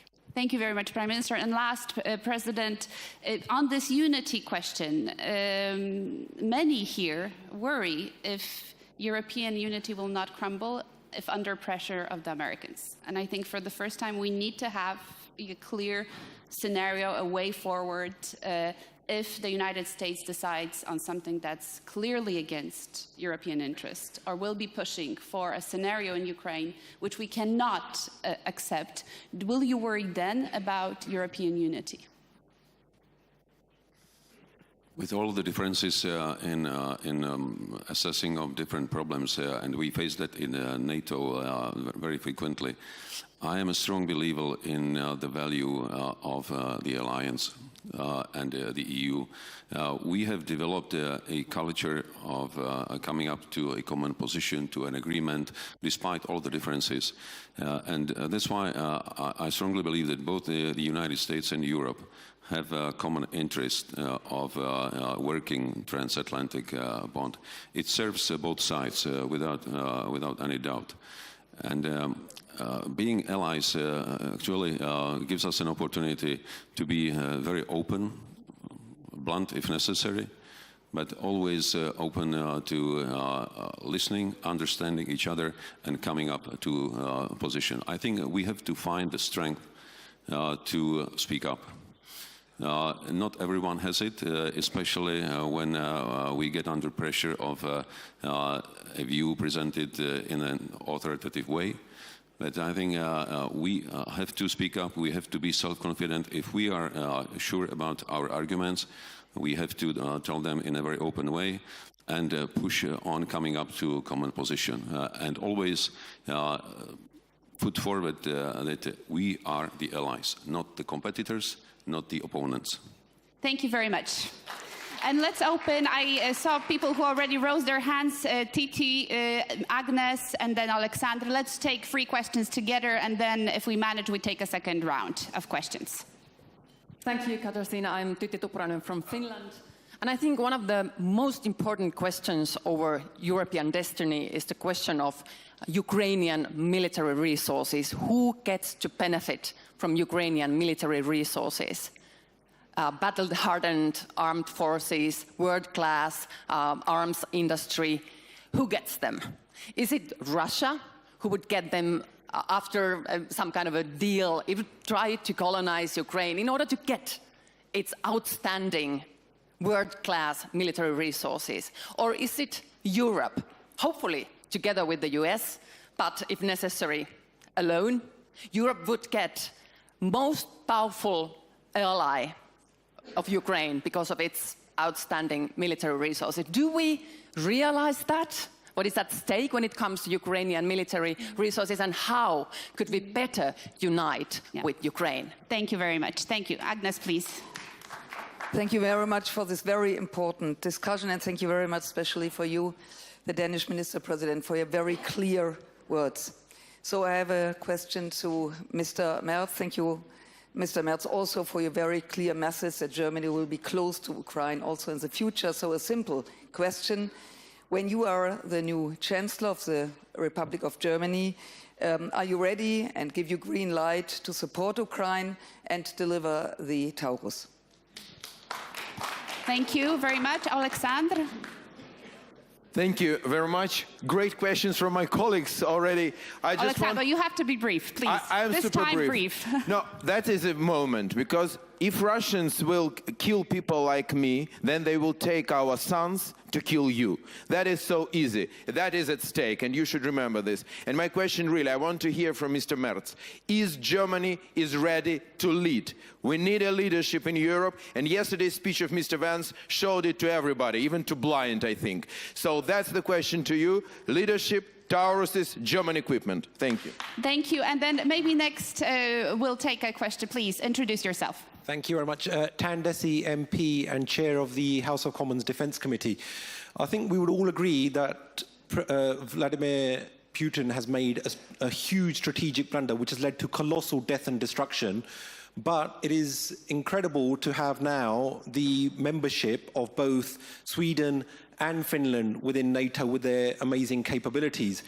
But with the potential absence of US leadership within Europe, do you think that other European nations have what it takes to show solidarity and leadership?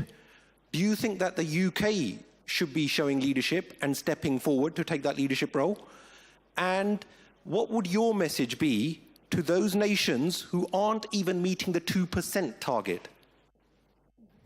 Thank you very much. Okay, we go back to the panel. I'm sorry, Chairman Merz, it seems that you're on the spotlight. So 2 questions. What about the Taurus? And most importantly, what will be your vision for a peaceful Europe? Well, my personal position and the position of my parliamentary group has always been clear on these cruise missiles. And I would like to repeat again what I'm saying during the election campaign now, that we should be willing to deliver. but only if we are having an agreement within the European partners. And there are at least two who are delivering missiles, cruise missiles, that is the UK and France. And we should come to a common position how to do that and how to coordinate our efforts. And yes, we are having a majority in Parliament on that, as far as I see. Still in the existing Parliament and most likely in the upcoming Parliament, there will be a majority. But this will be an executive decision, not a parliamentary decision. And my personal view and my willing is still and remains to deliver within a European coordinated framework of delivering more weapons to Ukraine. I'm hearing very often during the meetings and the one-on-ones we had here on this conference that there is obviously a lack of German leadership within the European Union. And I fully agree with all those who are demanding more leadership from Germany.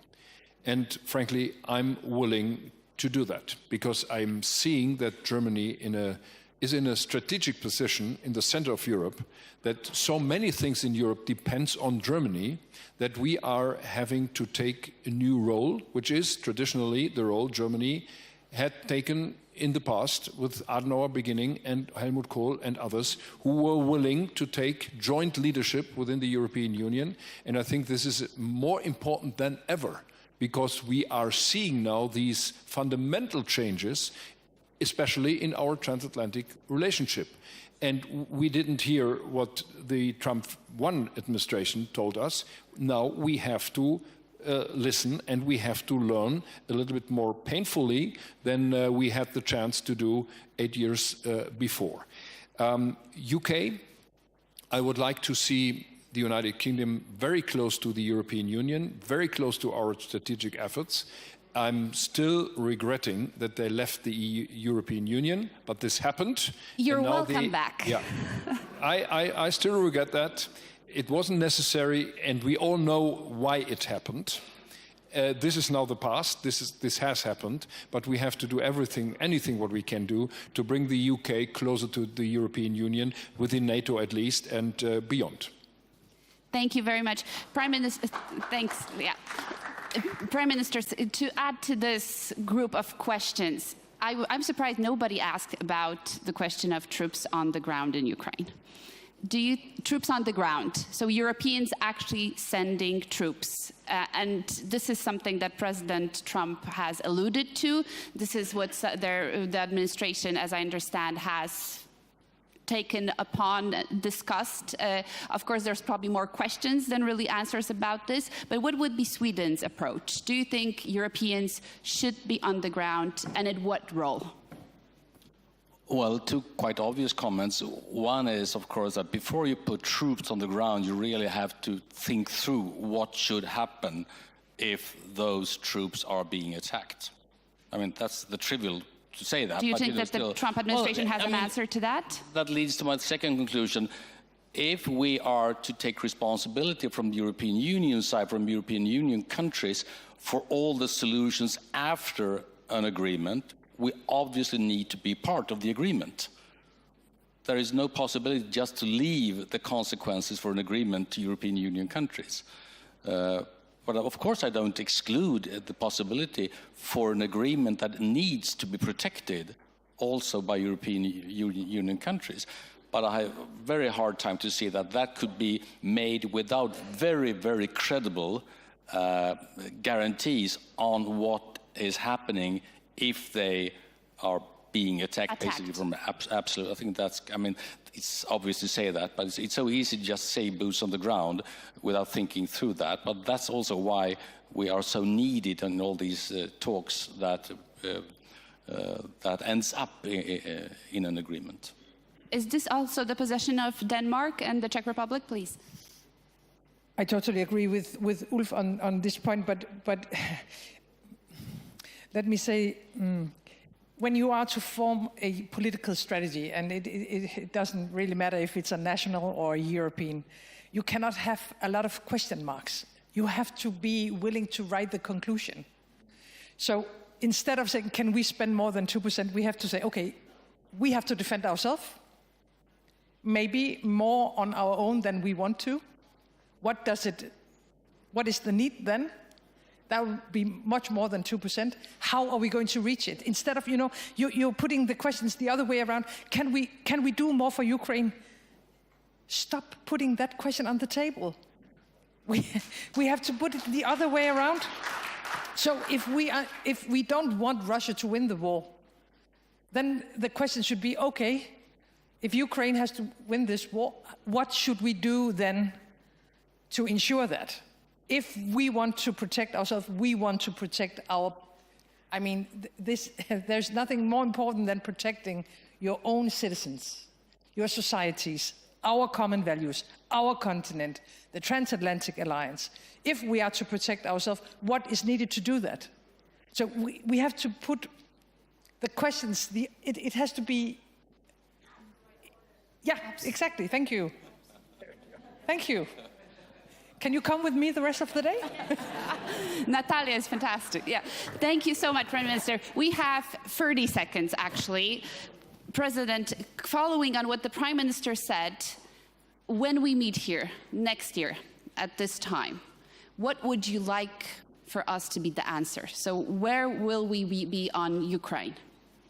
It's great to have 20 seconds and crystal ball.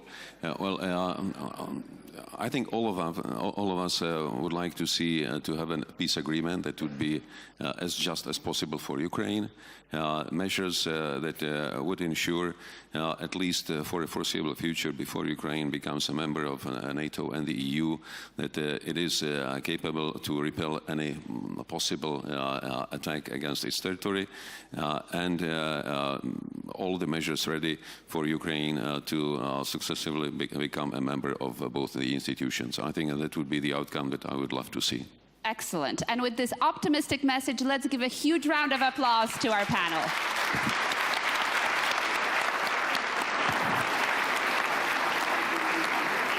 Thank you very much.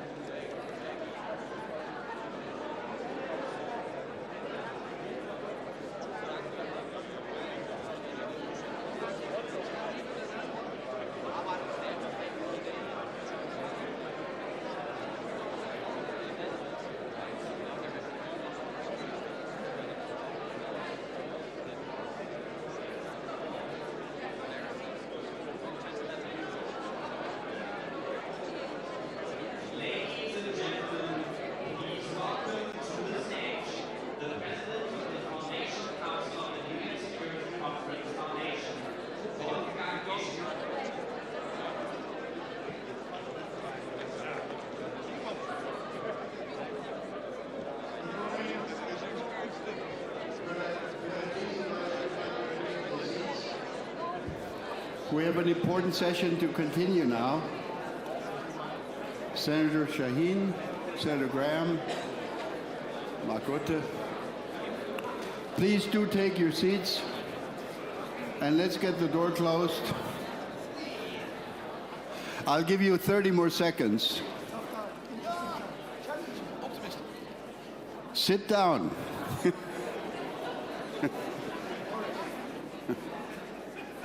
All right.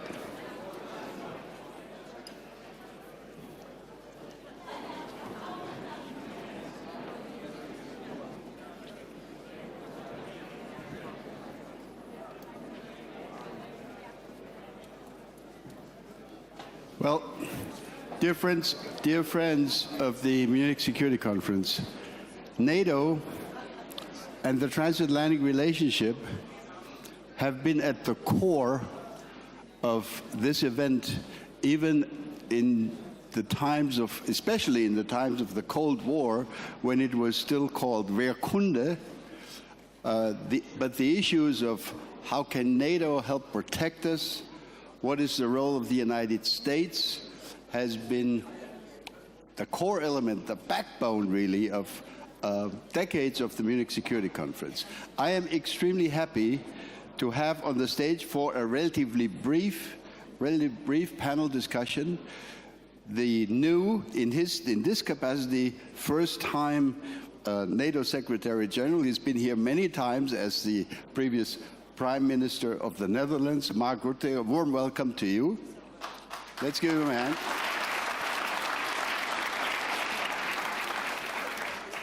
And we have two longtime friends of the Munich Security Conference from the U.S. Senate, Senator Jen Shaheen from New Hampshire,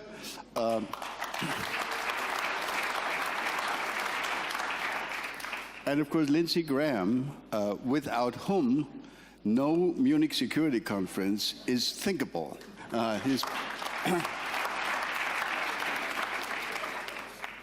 So we have a good half hour, so I would want to ask my panelists to try to be brief so that we can get as much information into this and maybe take as many questions as may be asked by this expert audience. And let me start by addressing a question to the Secretary General. What happened over the last 72 hours or so, President Trump's announcements, the Brussels meeting, Vice President Vance's speech yesterday, has of course raised many continuing questions about where is NATO headed. We have a NATO summit coming up later this spring or early summer. Can you just sketch out, hopefully in just a couple of minutes, what your expectations are, how you want to take NATO forward as we try to meet really historic challenges? This is not, and I think everybody in this audience understands this is not an easy moment for all of us. And it is a particularly tough moment for our Ukrainian friends. President Zelenskyy spoke here just less than an hour ago, and he got what I thought was appropriate standing applause. So without further ado, Secretary General, you have the floor first. Well, thank you for that question. Let me say that I'm really honored to be on the panel with two distinguished senators who have been staunch supporters of the transatlantic relationship, really. Both of you, thank you for your leadership. And to your question, I'm rather optimistic. And I'm optimistic because when you look at the undercurrent messages, what is clearly coming through in my meetings with the Vice President and many other senior American officials, but also coming through at the podium and at other occasions, is one, that we are one family. There is an absolute commitment of the US, including this administration, to NATO, but also an expectation that on the European side we have to step up, we have to spend more. And they are right. We are not spending enough. So we have to do that. And that will be a key theme in The Hague, to come to a new number, a new figure based on real content of what is driving us in terms of the gaps. Where are we now, where we should be, if in 4 or 5 years' time we still want to be able to defend ourselves. Secondly, on Ukraine, there's a clear common understanding and commitment that we have to make sure that Ukraine is in the best possible place during the peace talks. That means continuing the training in Ukraine, continuing all the weapon supplies into Ukraine, but also that the outcome of peace talks has to be that Ukraine is a country which will never again be challenged by the Russians, by Vladimir Putin. It has to be an enduring, a lasting peace. There is absolute, Americans and Europeans, we are absolutely in agreement on this. And to my European friends, I would say, get into the debate, not by complaining that you might yes or not be at the table, but by coming up with concrete proposals, ideas, ramp up the spending, make sure that the training and the weapon supplies continue, but also come up with concrete ideas, what, for example, security guarantees could look like, and what Europe could. And I must say, since one day of complaining, what I'm now been seeing on the European side of NATO is indeed that people are now getting into the concrete planning phase of what could that be? What can we contribute to that? And finally, of course, the third issue also in The Hague will be about this huge problem that we are not producing nearly enough, both in the US and on the European side of NATO in terms of our defense industrial base. Russia is now producing in 3 months in ammunition what the whole of NATO, 20 times bigger than Russia in its overall size of the economy, is producing in ammunition in a year. So we are not keeping up. Russia is on a war footing. Russia is on a war economy. We are not. We have to do this. We have to cut the red tape. And by the way, to our American friends, it is also good business because the European allies spend 4 times more in the US than the US is spending in Europe. So ramping up defense industry production will also deliver a lot of dollars for the American economy. So these will be the 3 main themes coming to The Hague. Great, thank you very much. May I say ladies first when I turn to the US Senate? Senator Shaheen, one of the issues mentioned by the Secretary General was the famous, financial contribution to the defense budget throughout NATO. 11 years ago, at a summit in Wales, NATO members agreed the 2% goal. Of course, your predecessor and you are now saying, well, we've made a lot of progress. More than 2/3 or so of the NATO members have reached the 2% goal. But let me put a bit of water into the wine. It took for many of us, of the member countries, it took considerable time to reach that goal. In the case of my own country, we can now proudly say that this year we reached finally the 2%. What is your view where we should end up? What is a realistic, achievable goal looking forward? And when, if you establish a new goal, say I think you mentioned 3.5%, when do we think that can actually be accomplished? Surely not this year, surely not next year. In what kind of, we're talking about what kind of time frame, and I am aware of the fact that this is an urgent question. And before you take the floor, let me add one comment as a European member of NATO. When we talk about the 2% or the 3.5%, the single most important thing in my mind is that we present this to our publics not as something that we do to make President Trump happy. We do it for our own security here in Europe. That's what makes this hopefully acceptable and supportable by our publics. Senator, you have the floor. Well, absolutely. And for those of us who are in elective office, we understand that we're not going to be in elective office very long if our public doesn't support what we're doing.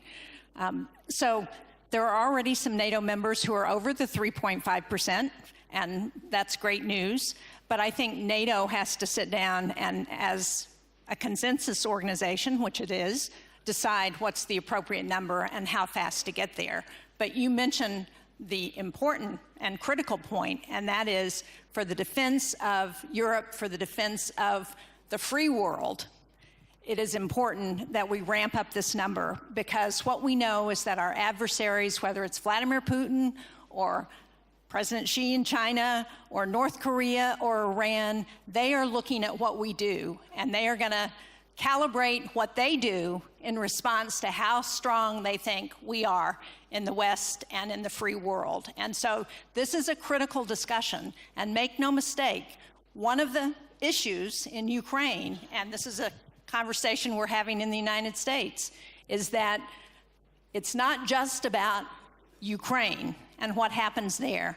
It's about what kind of message do we send to our allies, and what kind of message do we send to our adversaries if we walk away from the brave Ukrainians in this courageous fight. Great, thank you very much. Senator Graham has participated in these NATO debates for decades. I've tried to research when you came here for the first time. Must have been the last century, because we don't have any records of that. But It's only 12. But it was a long time ago. So thanks again for being here once again. You have the floor. I think it was 1998, I can't remember, but I came here with John McCain and Joe Lieberman, and I missed them both. So NATO in Latin means stability. Roger Wicker's here, he's the chairman of the Armed Services Committee. When I talk about NATO at home, I talk, what do we get? Stability is good, don't you think? Being able to travel. Let's see if this is Trump.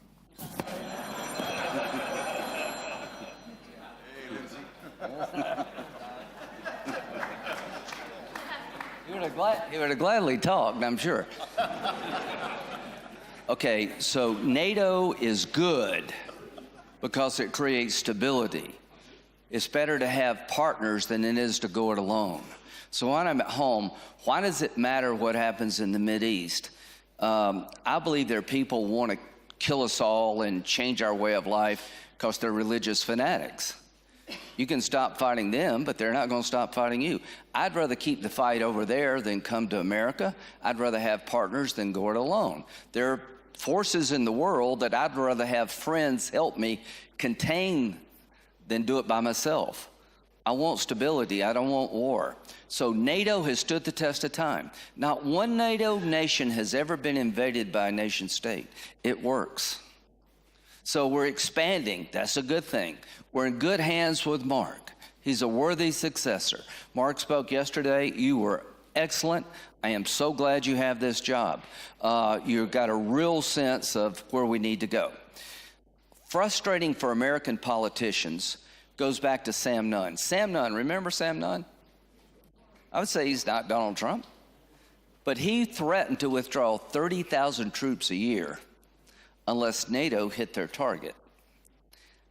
This goes long and deep in America on both sides of the aisle. We feel like we've done more and you've done less, and everybody's under pressure at home. So it's not 2%, it's not 3.5% to me, it's what do we want to achieve? The spending needs to be based on the threat. I think there are a lot of threats that would justify 3.5%.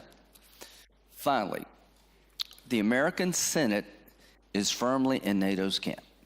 There's an isolationist movement in the Republican Party, and our liberal friends, Bernie Sanders, wanted to cut the military budget yet again. We've dealt with that since the founding of NATO. But NATO, we need it now more than ever. And let me tell you why. Putin would not invade a NATO nation, in my view, because he understands the consequences would be too severe. Do you agree with that? We got to make him believe he's right. Ukraine. 2014, we got it wrong. Everybody who's worried about who Trump's talking to and how he's doing it, what did you do in 2014? 3 things we failed to do in 2014. We should have integrated our economies with Ukraine to give them hope and have a tripwire so it wouldn't happen again. But we didn't do that because we didn't want to provoke Putin. We should have built up the Ukrainian military so it'd been harder to invade. We didn't do that because we didn't want to provoke Putin. And we never told him what happens if you do it again because we didn't want to deal with provoking Putin. Lessons learned. Don't worry about provoking Putin. Worry about stopping Putin. So, 3 things real quickly. This minerals agreement between the United States and Ukraine is a game changer because President Trump can go to the American people and say Ukraine's not a burden, it's a benefit.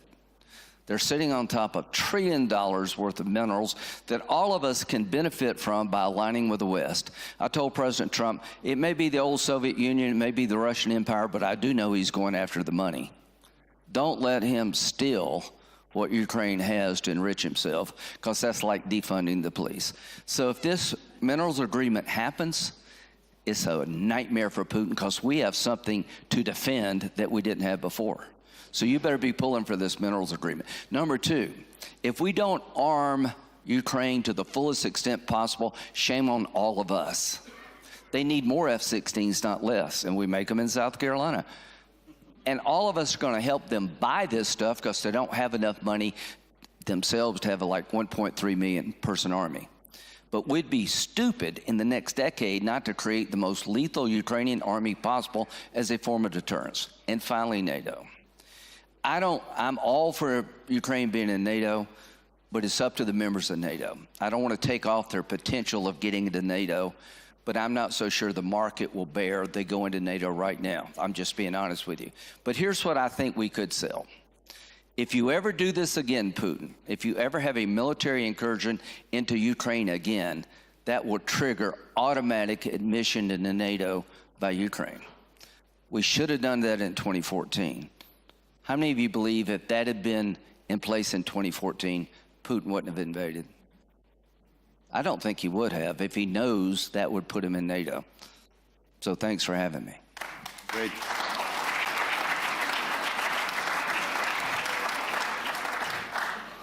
Can I go back once again to Senator Shaheen? One of the questions that's just been addressed, or at least indirectly addressed, is the question of security guarantees.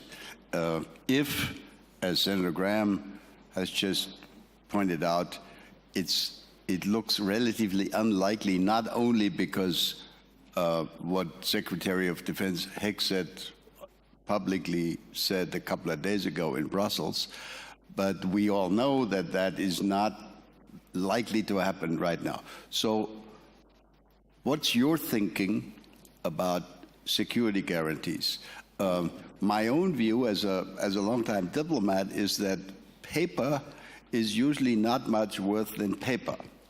So what about hardware solutions? And I was impressed by what Senator Graham just said about, arming Ukraine. Somebody wrote about this and said this is the porcupine option. In other words, making of Ukraine in terms of military strength a kind of a porcupine that even a tiger would hate to attack because it's going to be very painful. So if we can, what's your view about that? Strengthening the Ukrainian army and strengthening Ukrainian society to the point where they are going to be probably by far the technologically best equipped, most experienced, strongest, most capable armed forces anywhere in Europe, which would create in and of itself a major kind of deterrent to anyone, including, of course, in particular the Russian side. How do you think about that? Well, I think a number of things. First of all, I like Lindsay's idea about, if Russia invades again, then NATO, Ukraine is automatically a member of NATO. But I also think we shouldn't take NATO membership off the table in negotiations. From my perspective, you never start a negotiation from a point of weakness. So you never take your leverage off the table. I think Secretary Hegseth misspoke. And we saw the Vice President try and walk that back in his interview with the Wall Street Journal, where he said, from our perspective in the United States, everything should be on the table, including the potential for troops on the ground. So I think we need to think about what kind of equipment we can provide and support to the Ukrainians to put them in the strongest position possible. How strong sanctions can we put on Vladimir Putin? And then for the long term, there are a number of ways to do a security guarantee. A part of it needs to be, as you point out so well, making sure that the Ukrainian army continues to have what they need to defend their country. But I think we need more than that as we're thinking about how do we prevent Vladimir Putin from doing this again. We need to make it very clear that somebody is going to defend Ukraine other than Ukraine. And whether that's NATO membership, whether it's some sort of a multilateral force as we have in Korea to defend the demilitarized zone, I think there are a number of ways to do it. But the important thing is that Ukraine is comfortable and that Russia and Vladimir Putin know that this is not going to be tolerated again. One quick thought. If I were nominating somebody to be the NATO Man of the Year, it'd be Putin. He's done more to help NATO than we have. We have 2 new members. We're talking about spending more, not less. So he's made a serious miscalculation. I do believe that if he understood you do this again, your worst nightmare of Ukraine being in NATO is a certainty, would be a deterrent.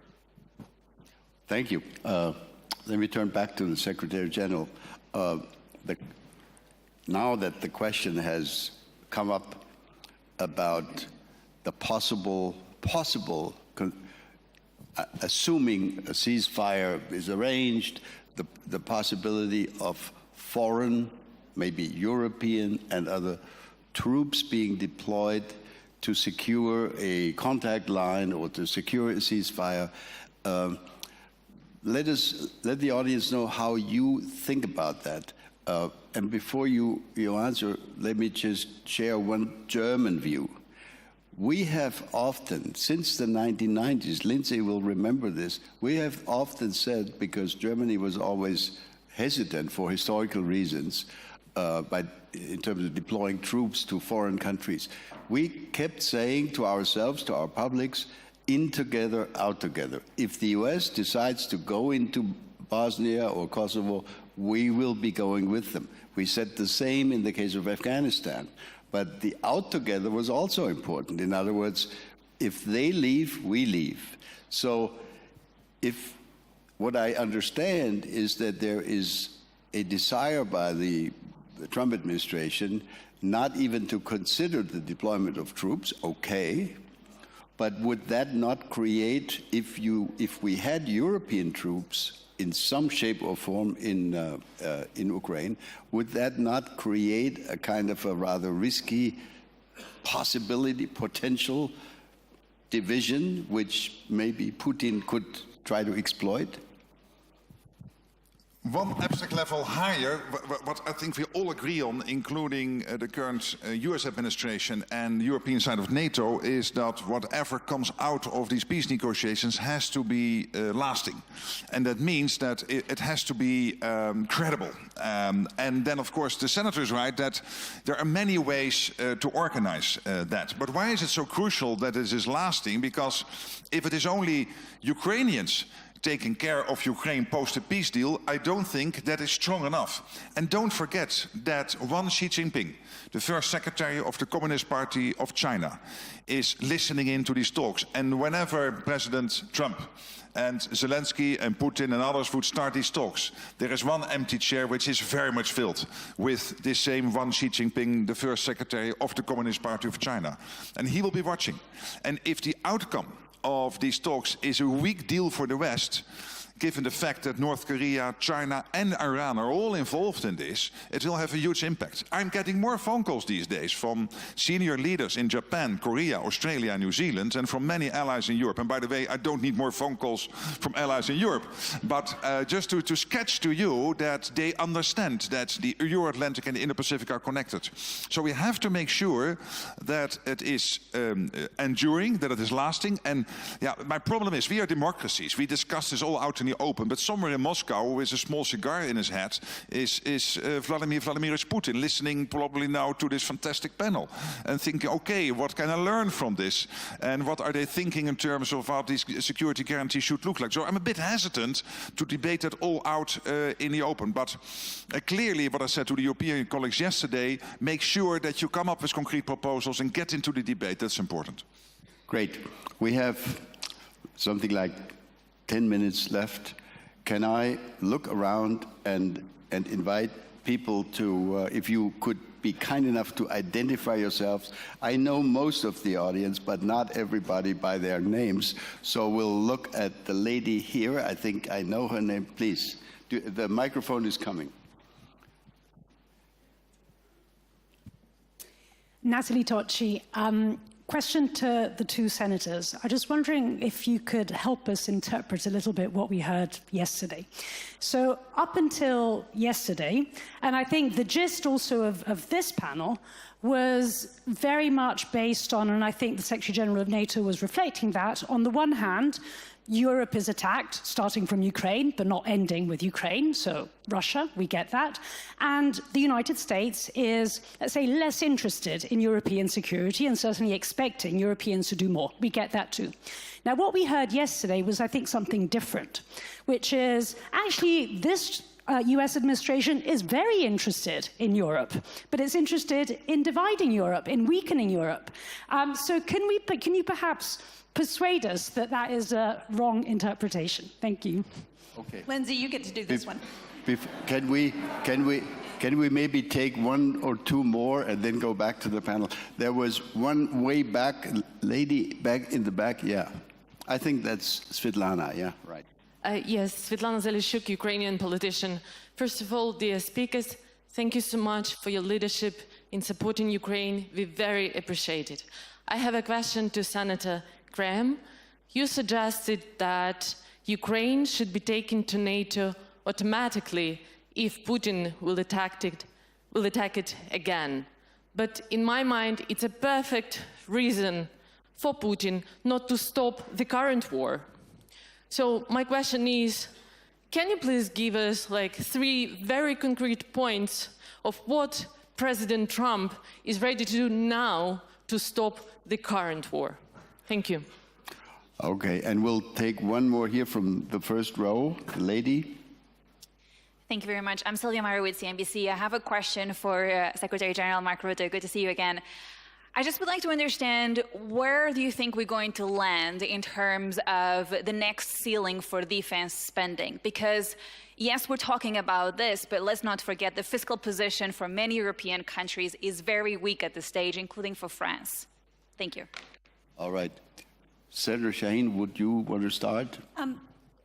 Look, I can't speak to why the Vice President gave the speech that he gave, and I'm in the opposite party, so I don't necessarily have these conversations with the Trump administration. But I will say this. I think it is not a good strategy to attack our allies. One of the things that is a foundation of our security in the United States, and I think of the transatlantic alliance, is that we are allies and partners, and that it's one of the strengths of NATO, as we've all talked about. And so I think to attack our allies is not a good strategy, especially when we are under attack potentially by Russia and Vladimir Putin, when we are in this competition with China, both economic and military, and when we have nations like Iran that are inciting terrorists around the world that would attack us in the West, and with North Korea, which is developing a missile that will soon be able to reach the United States and all over the world. So I think our strength lies in working together, in doing everything we can to support democratic ideals, and I don't understand a strategy that says we should divide our allies and partners. Thank you. What I like most is that Europe never criticizes Trump. You need to get Fox.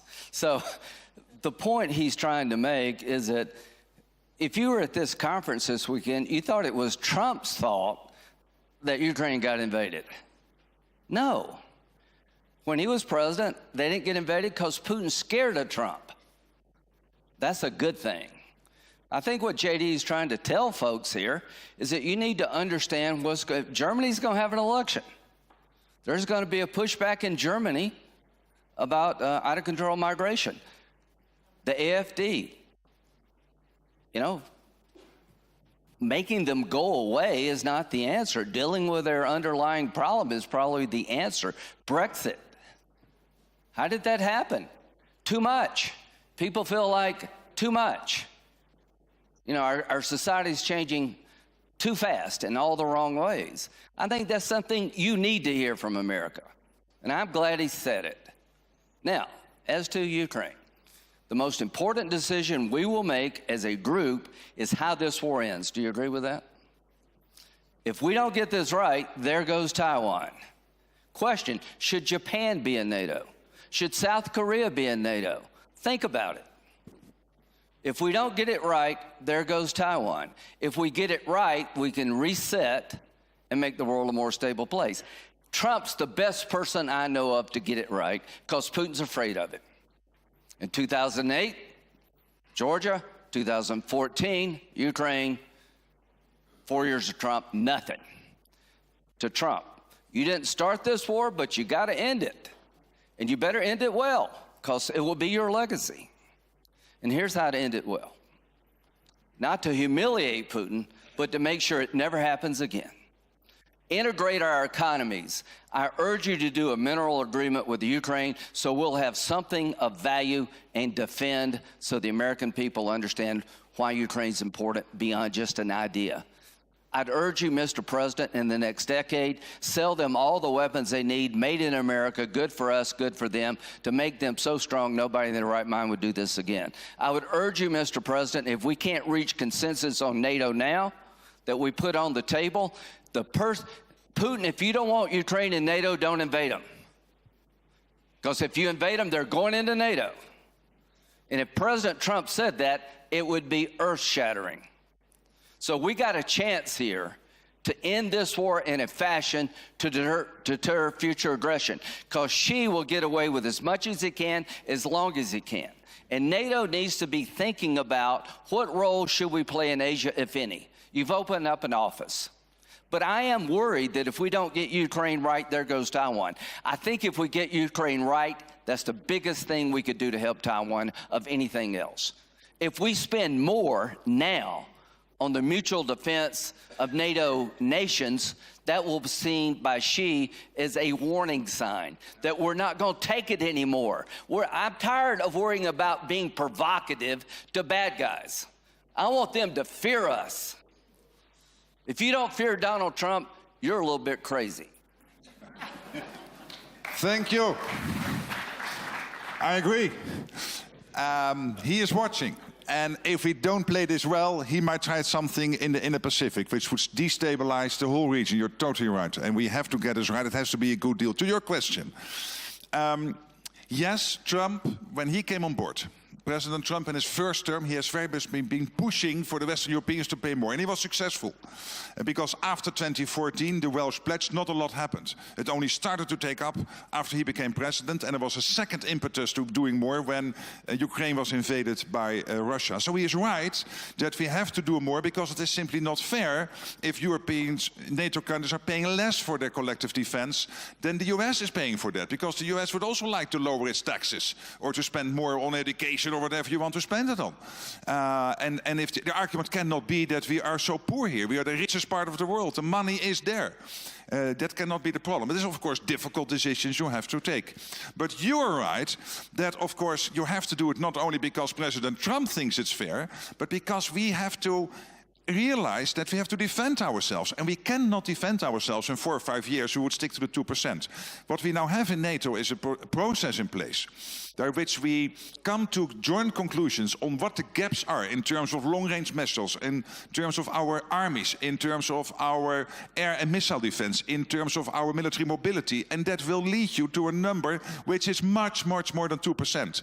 The decision we will take as soon as we have agreed on those targets, but we are getting there. I assume we will do that in April, May, but it will be a number much more than 2%, and I have needed sometimes personal protection inside the room, if I made that point, with some of my European colleagues. But luckily, now 2 months onwards, I'm getting more and more support that is needed, that people see this.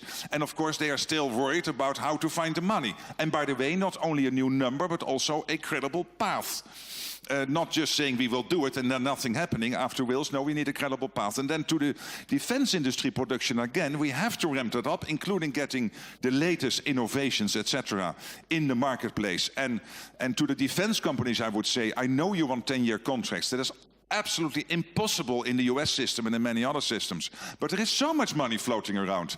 Get in your extra production lines, get in your extra shifts. And to all of you, I would say, if you have a bank account, or if you have a pension, go to your bank, go to your pension fund and tell them there is a small difference between, on the one hand, illicit drugs and pornography, and on the other hand, investments in defense.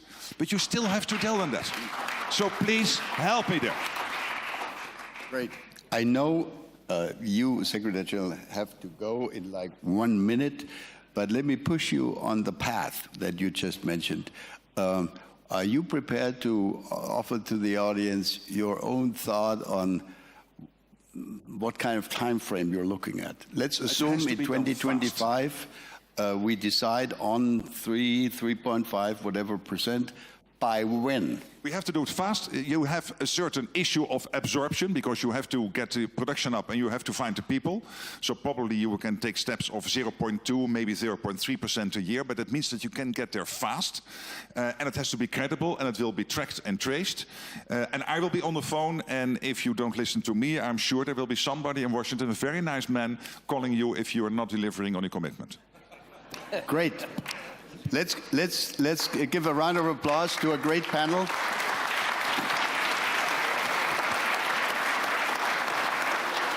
Thank you, Senator Shaheen.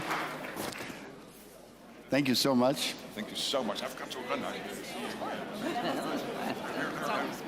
You have to run. You have to. Thank you so much. Thank you. Good job. Thank you. Yes, that was great. That was brief but good. Yeah, I think. And to the point. We made our.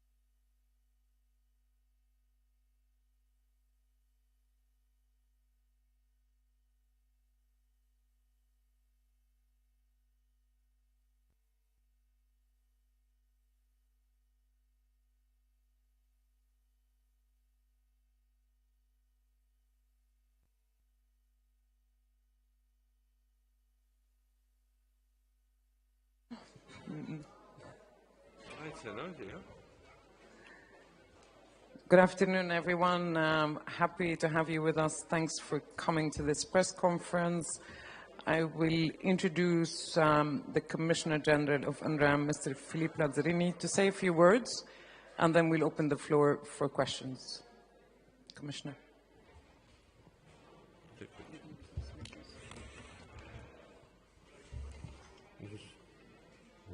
Thank you. Good afternoon. Pleasure to be here in Munich and in this conference room. I suggest that I will start to deliver for 3-4 minutes the remark I have prepared, but obviously after that we will go into the Q&A session. So no doubt today I'm relieved that the ceasefire continued to hold in Gaza and that more hostages held in Gaza have been released earlier today. And I call once again for the release of all the hostages held in Gaza and for all the parties to fulfill their obligation, hoping that after the first stage of the ceasefire, we will be able to go into the second and then to the third stage of the ceasefire. Now, I will share with you an update on where the agency is operationally. As you know, our team continued to stay and deliver amid exceptional challenges in Gaza, in the occupied West Bank, including in Jerusalem. Our work in Gaza has contributed so far to the success of the ceasefire. We have, since January 19, reached 1.5 million people with food aid, and we have expanded healthcare, including the reopening of a health center, and we have increased the number of health points across the Gaza Strip. In fact, on a daily basis, we provide about 18,000 consultations a day. In the occupied West Bank, our staff remain on the ground. We are providing education for 50,000 girls and boys in our school, and our health center also remain open and they are running. Now, regarding the attack on the agency, including disinformation and misinformation, an issue I have raised more than one, there are concerted, as you know, there are concerted efforts ongoing with the aim to dismantle the agency, and among this effort there is a lot of disinformation. In fact, I believe that the agency is a casualty of this war. Now, I think you are journalists, in fact, checking facts and reporting through first-hand official sources is the basic premises of independent reporting, and this is particularly critical given the prolonged ban on independent international media in Gaza. And I really wish that you can do more to get into Gaza, to cover the untold stories and to verify information you receive. As you know, the agency has also been target of billboards and ads, commercial ads, accusing UNRWA of terrorism, and this billboard appeared in major cities, both in New York but also in Europe and in Australia. And these billboards were paid by the Israeli Ministry of Foreign Affairs. You might also have noticed that there are Google ad campaigns would redirect those seeking information about the agency to websites replete with misinformation. I have to say that this is putting the life of the UNRWA staff at risk, especially in the West Bank, but also in Gaza, where 273 UNRWA staff have already been killed. As we know, I said it many times, the objective of these attacks on the agency is to strip the Palestinians of the refugee status. The right of Palestinian refugees to protection and assistance are, however, not derived from the UNRWA mandate. They exist independently of the agency. So what does it mean? If UNRWA ceases to provide services and assistance to Palestinian refugees, their right and their status of refugee will remain. But if that happens, there will be much greater emphasis on durable solutions like return or resettlement, which UNRWA is not mandated to deliver. So bottom line, dismantling the agency would only deepen the suffering of Palestinian refugees, but it will not cancel the refugee status. So let me briefly go back to the situation on the ground. Since the ceasefire began nearly 1 month ago, significant progress has been made in the delivery of humanitarian aid. On average, and this is part of the agreement, there have been 500 to 600 trucks a day. This is 10 times more than before, and it really shows that where there is a will, a political will, there is a way to deliver. It is still not enough, obviously, to meet the immensity of the need of the population on the ground. The good news is that the UN and the wider humanitarian community have reduced the risk of famine and alleviated hunger. In the West Bank, violence is surging.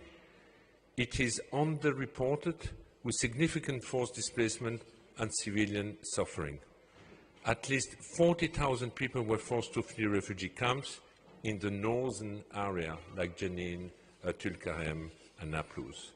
We are recording an increase in the use of airstrikes, armored bulldozer, controlled detonation, and advanced weaponry by the Israeli forces. Attack and misuse of UNRWA facilities continues. Just last week, Israeli forces used the UNRWA Arub Camp Health Center just near Bethlehem as a temporary detention site during a search and arrest operation. This incident follows a pattern of forcible entries into UNRWA installation in the West Bank since October 23, over 190 of this incident by both Palestinian armed forces but also Israeli security forces. Palestinian armed groups are also increasingly active in the North and West Bank, deploying improvised explosive devices inside refugee camps, including near UNRWA facilities and civilian infrastructure. Now, going to the Knesset bill. The Knesset bill, which came into effect at the end of last January, covered two areas. One that bans UNRWA from working in Israeli territory, and according to the Israeli authority, that also include East Jerusalem.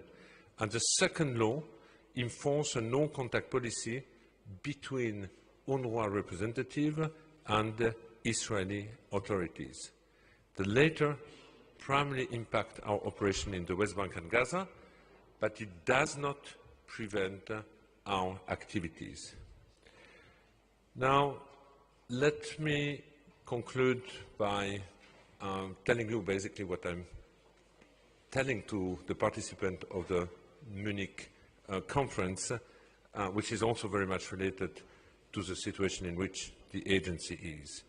As you know, the agency financial situation is more precarious than ever.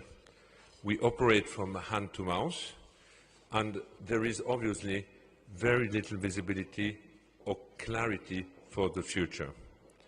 So we are, as an agency, at a key turning point, and I keep telling now member states, our partners, that we have a choice which lies ahead of us. We can allow UNRWA to implode because of the Knesset legislation and the suspension of funding by key donors. I believe If this would be the case, it would create a vacuum and potentially sow the seed for more despair and more extremism in the future. Or we can allow the agency to progressively conclude its mandate within a political framework and play a key role in the transitional process, including through handing over the agency public-like services to empowered Palestinian institutions. And as you know, there are currently efforts led by a group of Arab countries supported by European countries to find such a political pathway, and within this framework, UNRWA will be considered as an asset to make such a transition a success. I will stop here. Thank you. Thank you, Commissioner General. We are opening the floor for any questions. Our friend here, Corinne, will take your questions. So if you can please introduce yourself and which media outlet you work for, please. Thank you for your remarks. Markus Bickel from Table Media in Berlin. Could you comment on what the plans for Gaza by US President Trump have an effect on your work and on the work of UN organizations in Palestine and Israel as such? Well, it's difficult to comment on what the impact would be, because for the time being it's an intent which is being shared. The plan is not implemented, but obviously if such a plan would be implemented, I don't see any role for any UN agency in the context of Gaza. Now you have heard our reaction about the plan, because the plan talks also about forcible displacement of Gazan from their homeland, which would be totally contrary to international laws, and this is clearly the position of the United Nations. There is other discussion taking place in the region, which is more related to a reconstruction of Gaza, which would be part of a broader political process promoting stability and peace in the region by addressing, in fact, the Palestinian question, by building up a Palestinian institution which would lay down the ground for a two-state solution. Any other questions? Yes, please. Hi, I'm Liz Palmer from CBS. A couple of things. Are you making plans to hand off a lot of your work to other agencies in the event that the Israeli government really lowers the boom and stops you from working? And if so, which ones? How are you preparing for it? And the second thing is, can you tell us a little more about the Palestinian organizations who may help in fulfilling those humanitarian duties, and how close are they to being able to operate? Because a real political solution that would, include naming a Palestinian Authority in Gaza seems a very long way off. On your first question, I think we have to understand what the agency is all about. It's primarily a human development organization which is tasked to provide public-like services in the absence of a functioning state for the Palestinian refugees. So our core activities are government-like activities. So ultimately, the substitute of the agency is and would be functioning public institution. And that's the reason why before I was referring to, building up the capacity of a future prepared and empowered Palestinian institution. There is absolutely no other UN agency which is geared to provide, in the duration, at this scope, public-like services. The other UN agencies, when it comes to development, are either expert and advisor of a government or service provider with NGOs at a time of an acute humanitarian emergency. So when it comes to the acute humanitarian emergency, we are partnering with a broader UN family, with the other UN agencies. When it comes to food, we partner with the World Food Programme. They have also increased their supply chain. When it comes to medicine, we work very closely with the WHO or UNICEF, and so on. But none of these agencies are geared to provide these public-like services. Our staff, in reality, are like public civil servants. And I think here it's also important to understand that we have primarily teachers, nurses, engineers, and that the salary scale of our employees are aligned to the one of the Palestinian Authority and are absolutely not aligned to the national staff of any other UN agencies. So the short answer is increased partnership when it's for the acute humanitarian response, but when it comes to the core activities, the public-like services, the end goal is to have empowered public institutions. And that's how the agency can be replaced.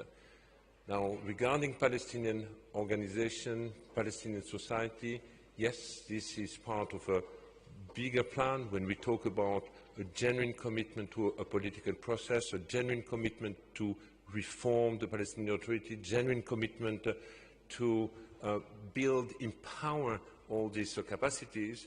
An agency like ours can contribute when it comes to our core activities. We can help a Ministry of Education, we can help a Ministry of Health, we can help a Ministry of Social Affairs, for example. Thanks. And just to clarify, Liz, that when it comes to salaries, we mean much less in comparison to other agencies. That's what I think you understood, but thank you for the clarification. Sure. Yeah. Okay, anyone else? Yes, please. Thank you. I'm Gregor Meyer from the Landesspiegel Liechtenstein from Vaduz. What can the European states do, and what does the agency expect from the European states to support the agency's work? Thank you. I think the EU member states can help to make sure that an agency like ours be part of a broader political framework, a political process which per nature would be transitional, and that would help the agency, in fact, to recover its temporary nature, but also to have an end goal. We should never ever forget that we are per nature normally a temporary organization which has lasted for 75 years. It has lasted for 75 years because of the absence of a political solution. Maybe after what happened in the region, this should be a wake-up call to finally promote a political solution. And an agency like ours can be a valuable asset to make such a process a success. And I expect, and this was part of my discussion with the member states here, that both the European country but also the Arab countries make sure that the mandate of our agency, its mandate and its task be clearly delineated within such a process. Yes, please. Hi, thank you so much. My name is Caitlin. I'm writing for the New York Review of Books. And you mentioned 273 staff have been killed. And I was wondering if you could speak about whether you think any of the efforts to hold the people responsible who signed off on those killings will be successful. And also if you're hearing discussions at the MSC around international humanitarian law and any countries that are showing particular leadership in trying to maintain some semblance of this, which has obviously been so decimated since the conflict began. Thank you. I had a discussion with one of my colleagues recently, and we were trying to describe where we stand when it comes to, the international rule-based order. We have seen in this conflict, but we see it also elsewhere, the blatant disregard for any of the international norm.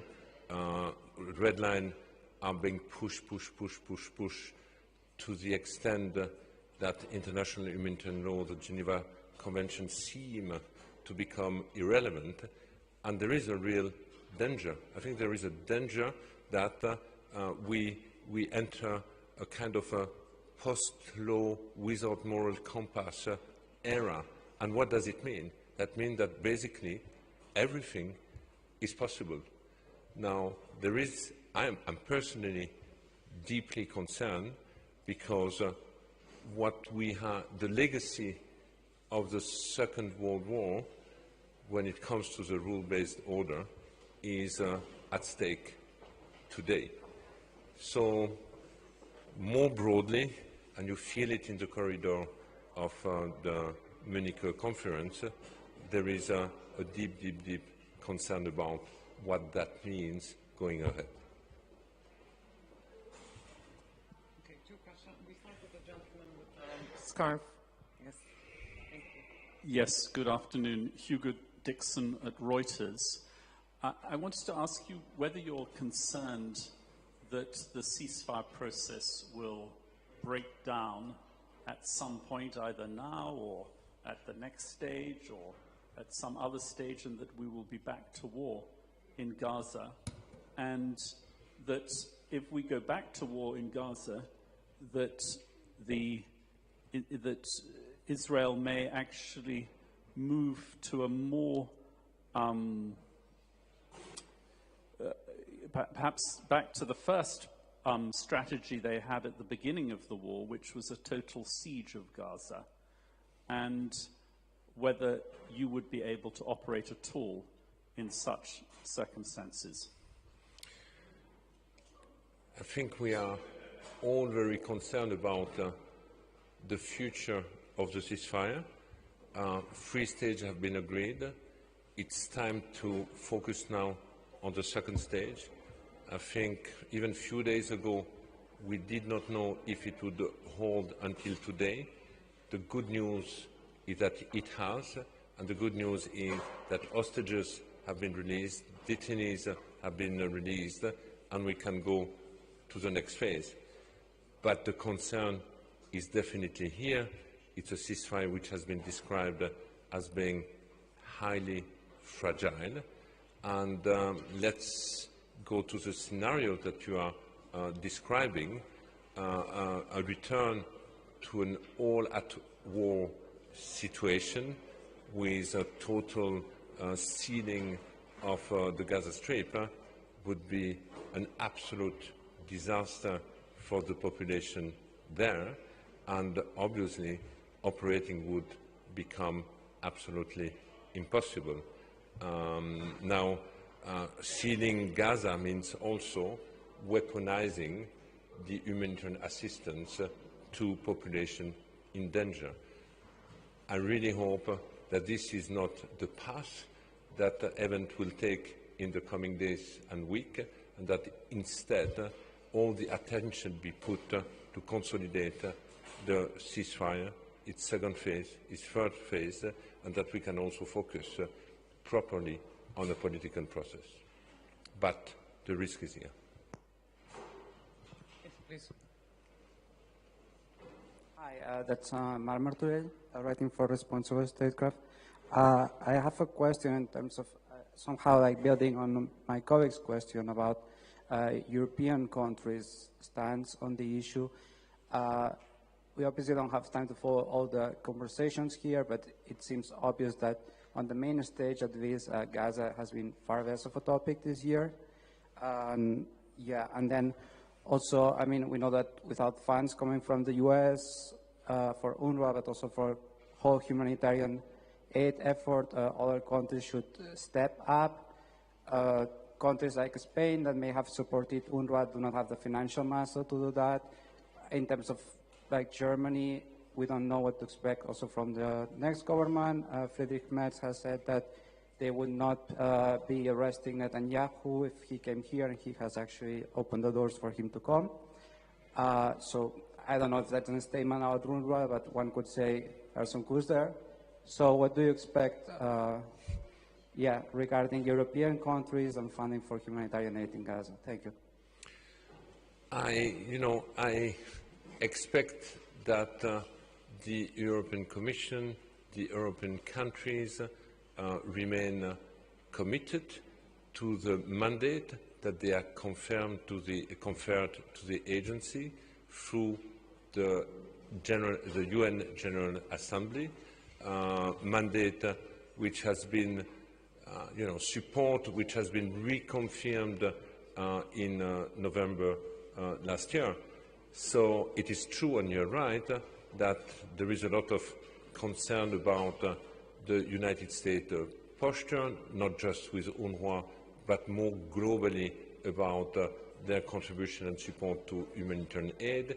It is true also that a number of European countries are going through austerity budget, which is also impacting their overseas budget. So there is, I would say, a deep anxiety within the broader humanitarian and development community about the impact of the situation on the project, because at the end we are really talking about the well-being or the life-saving of millions of people across the world. Okay. Anyone else? Yes. Okay. So last question, please. Thank you. Wenzel Wiedenker from the publisher house Herder, Freiburg, Germany. I have a theoretical question. You mentioned your mandate is not to provide a political solution to the conflict, but only to uphold infrastructure where there is none. Would this, on the other hand, mean that UNRWA would support any political solution to the conflict, including a one-state solution, given the fact that most of the homes of the former Palestinians before 1948 now lie on Israeli soil, not on the soil of the West Bank? It's a theoretical question, so theoretical answer. Indeed, UNRWA is not an instrument put in place by the international community to promote a political solution. We have been set up to provide critical services to one of the most destitute communities across the region, being the Palestinian refugees, until the day there is a lasting and fair political solution. It does not say two-state, three-state, one state. It's a lasting and fair political solution. So basically, if the outcome of a political process is the one you are describing, obviously there would be no raison d'être for an agency like ours. Okay, thank you very much for coming. Nice to see all of you, and we'll see you again soon. Thank you.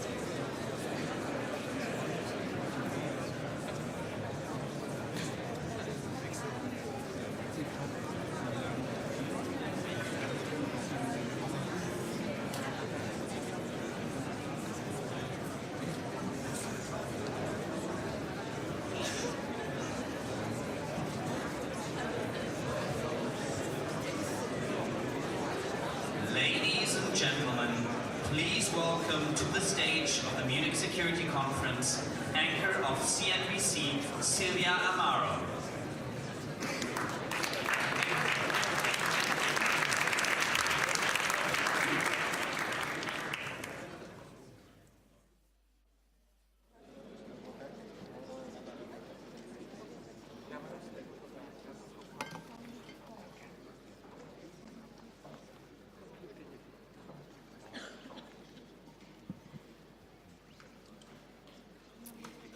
Good afternoon, everyone. It's great to see so many people joining me here today, and I am delighted to introduce the next discussion where we're going to be assessing really Europe's place in the world. In order to do that, I'm delighted to welcome on stage the German Minister for Foreign Affairs, Annalena Baerbock. Please.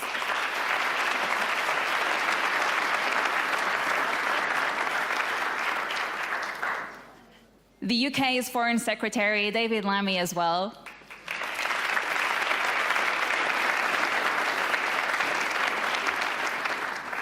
Radoslav Sikorski, the Minister for Foreign Affairs from Poland.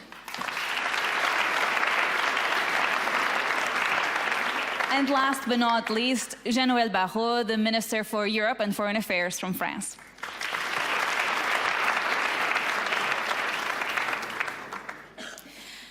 Right, I would like to start today's conversation with one comment, and you will understand in just a second why I am bringing this up. Right now, it's not clear whether Europe will even have a seat at the table when the war against our country ends. Will President Trump listen to Europe, or will he negotiate with Russia and China without Europe? Ladies and gentlemen, these words were of President Zelenskyy just a couple of weeks ago at the World Economic Forum. And here we are today, a 90-minute phone call later, and after a fiery speech by the Vice President of the United States on this stage. So I would like to start the conversation, perhaps getting your thoughts, Minister Baerbock, on how are you feeling about this? So many moving pieces. Do you think Europe as a continent is facing an existential crisis? Good afternoon, everybody. Pleasure being here, and thank you all for coming to Munich. Well, this is an existential moment, and it's a moment where Europe has to stand up. And we have showed 3 years ago where everybody underestimated Europe as well, especially the Russian president, thinking that he would just invade Ukraine and everybody would keep it silent, that we didn't repeat the mistake from 2014 before. But we said, now is our answer, that Europe has to be strong and bold, and that we, besides all the differences we have, we stand united. And now, 3 years later, we are at exactly the same moment again. Our answer to others, my nation first, is Europe united. And this is what we show here on the panel. This is what we have shown in the last couple of days, that we made clear there will not be any peace in Europe if it's not a European peace. And I'm a bit of a younger generation, and my responsibility as a politician is that it's not a shared peace, but it's a peace that lasts also for our children, that the war of aggression will never come back to Europe, and this is what we are fighting for, this is what we are standing for, and this is why we formed a security package which has been unseen in the past. Commissioner von der Leyen mentioned that yesterday, financially also continuing with defense capabilities, and we will stay with Ukraine as long as it needs, because we stand for European peace forever. Thank you. You can applaud. I just would like to clarify, when you think about how Europe at this stage is not around the table in terms of peace negotiations for Ukraine, what is your strategy? How can you put the continent at the table and make the United States president listen to what you want from these peace negotiations? Well, we are here and we will not leave our own continent. And I can only repeat, there won't be any lasting peace if it's not a European agreed peace. And yes, we have heard here a speech on this stage yesterday. And I want to be crystal clear. This is a moment of truth. Everybody in the world has to decide whether you stand on the side of the free world or you stand on the side of those who fight against the free world. And we are standing here on the side of the free world. And speaking for my own country, yeah, we are so lucky, my generation, that our allies, the US, but also our Polish partners, France and UK, they have brought democracy to my country. And we call it wehrhafte Demokratie, resilient democracy, meaning if you're resilient, you fight against the enemies of your democracy. And our biggest enemy, and this is where I might disagree with the speech from yesterday, our biggest enemy at the moment is Putin's Russia, because he has declared war on our European peace and on our European democracy. And this is why my oath I swore as a politician in a democracy of Europe is to defend this democracy against the enemies from outside, but also to defend it against the enemies from inside. This is also called wehrhafte Demokratie, resilient democracy. If radical extreme right or Islamistic structures are calling on a fight against our democracy, Europe is strong enough to defend it from inside. And this is again the moment where you have to pick a side for the free and liberal world, the world of democracy. And this is what Europe is all about. Minister Sikorski, I'll come to you then, because obviously the words from the Vice President was very much the threat is from within, but the Minister is highlighting that it's actually an external pressure. How do you assess this? Where is actually the threat? In Poland, we have no doubt that the threat to Europe, to liberal democracy, to decency comes from Putin's Russia. Numerous war crimes have been committed. Vladimir Putin is an indicted war criminal, and he's also made Russia more authoritarian than the late Soviet Union. There are now more political prisoners in Russia than under Brezhnev. Coming back to your earlier question, I'm not too worried about Europe not having been consulted before the core. I think the core was a mistake. I argued against an early summit because it vindicates President Putin and lowers morale in Ukraine. But when President Trump says that as part of a deal, there will have to be European troops, well, we'll have to be asked to supply them. So sooner or later, we'll have to be involved.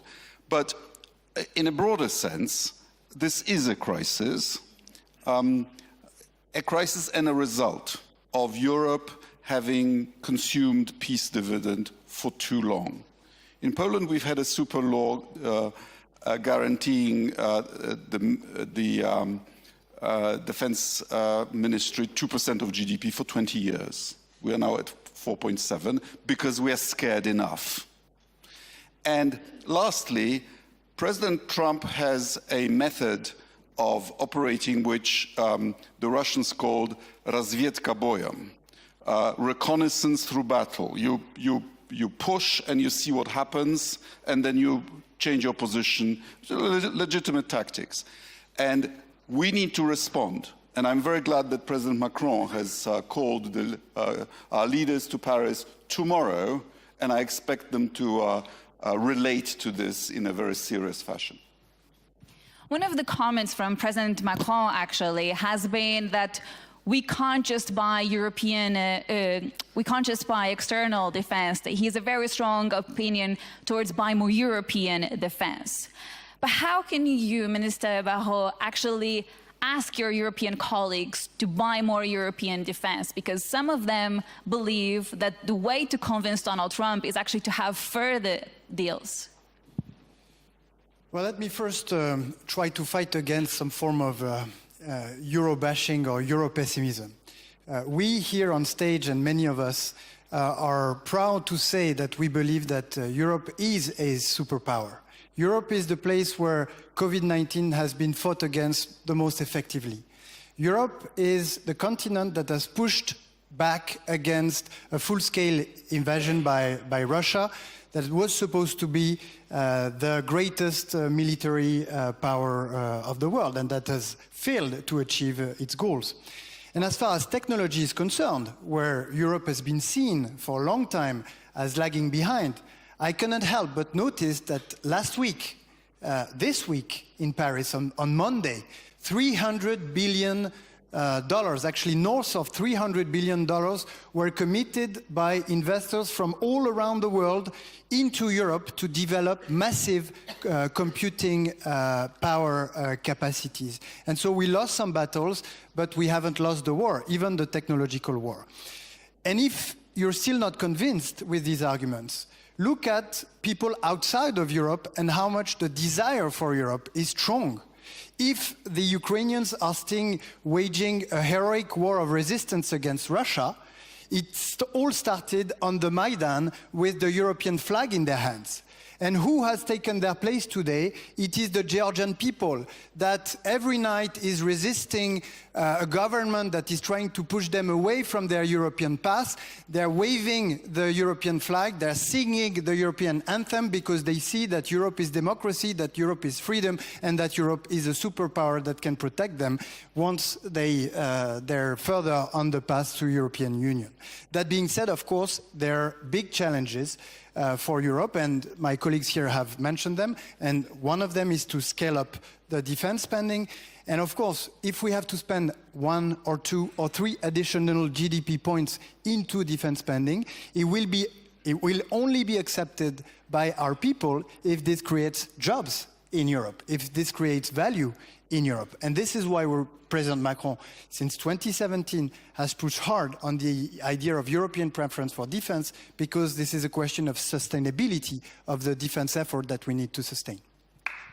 When we think about just to clarify a point on defense spending, earlier the NATO Secretary General mentioned that we need much more than the 2%. From a French perspective, where do you think we're going to land on that level? Oh, I don't want to make guesses, and it's not only about quantity, it's also about quality. But these are discussions that are accelerating across Europe, between our leaders, between ourselves, because we realize, we're now fully aware that the era of peace dividends is over. We've, in our past, not that long ago, we would spend 5% of GDP in defense spending. We even went up to 7 or 8% in the 50s in defense spending. So we're gradually getting ready for that, not only in terms of capabilities, what are the capabilities that we need at national level, at European level, but what are the financing tools that we need to invent or that we need to give ourselves in order to sustain such an additional effort. And Foreign Secretary, where does the UK position itself in the middle of all of this? You've tried to be, historically some sort of bridge between the United States and the EU. How do you look at the current state of geopolitics right now, and how do you fit into that picture? Well, let's go back a bit to the beginning of this crisis. It was the UK and the US working side by side that demonstrated Putin's intent and provided the world with the intelligence capability to say this, he's going to attack, he's going to invade. In the United Kingdom, there is a cross-party consensus that we continue to support Ukraine. I was in Kyiv just 2 weeks ago. What I saw were apartment buildings blown to smithereens, people sleeping in their beds, dying overnight. I saw the devastating effect that Russia has deployed its missiles towards Ukraine's energy supplies. In the past, I've met paramedics rushing to save people's lives. And I know that this is a brutal war of attrition with Russia making advances. We've been clear in the UK, a $3 billion commitment for every year as long as it lasts. Now, let us be clear. Successive US presidents have asked allies in NATO to do more. It wasn't that long ago. It was the US, the UK, and one other, I think, spending more than 2% on defense spending. Now it's 23 countries spending more than 2% on defense spending, and we all know that we have to go upward. The UK is absolutely committed to 2.5, and we'll set out a pathway to 2.5 in a few months' time. It is clear to me that there is also, and the US has been clear about that, there is a big threat in the Indo-Pacific. People have given the impression that the Euro-Atlantic and the Indo-Pacific are tied as if it's tied just at this moment. It was tied in the Second World War. 30,000 British men lost their lives in the Indo-Pacific in the Second World War. It has always been tied. And we recognize that pacing threat as the United States bears down on that issue. So of course Europe has to do more. And then there's a question for us. At the moment, we are spending 53%. We're committed to that money on military spend towards Ukraine. 60% now is coming from Europe in terms of overall aid to Ukraine. So we have stepped up. But there is a question for Europe. If we look at GDP combined, it's about 0.01% that we are spending on that fight for Ukraine. We know this is the front line, not just for Ukraine, but for Europe. We know too that even when we get to a negotiated peace, Putin will not go away. So this is an existential question for Europe. We meet that question alongside the United States.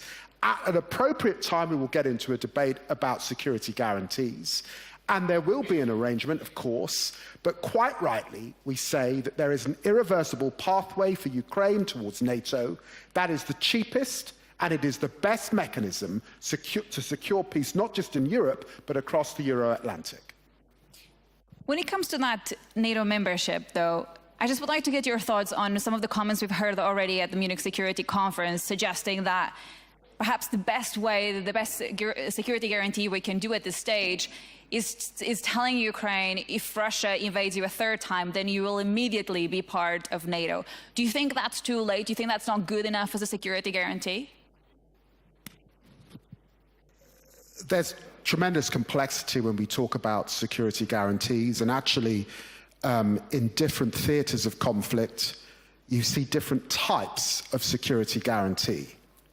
I was in Ukraine a month before the war broke out, and at that time the OSCE was effectively the safeguard of that guarantee. And there was a monitoring mechanism. It was breached 20 times by the Russian. We cannot go back to that. We cannot go back to Minsk. That won't work.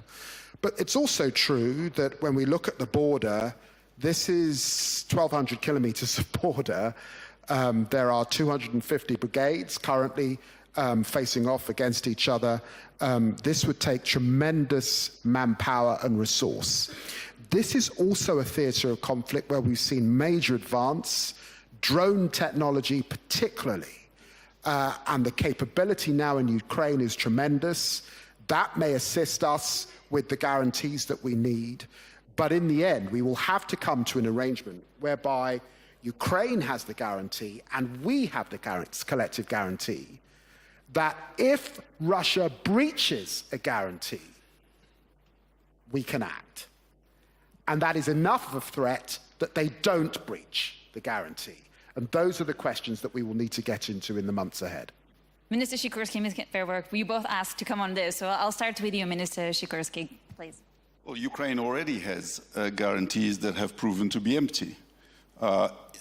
Ukraine gave up what was at the time the third largest nuclear arsenal to Russia in return for Russia's guarantees of inviolability of borders, and they were joined by the US, UK, France, and China, and yet have not been acted upon. What you're suggesting is that we give a guarantee when Russia invades. What do you mean by that? Does that mean we then go to war with Russia? Because that is what it has to mean if it is to be credible. There is nothing more dangerous in international relations than an empty guarantee.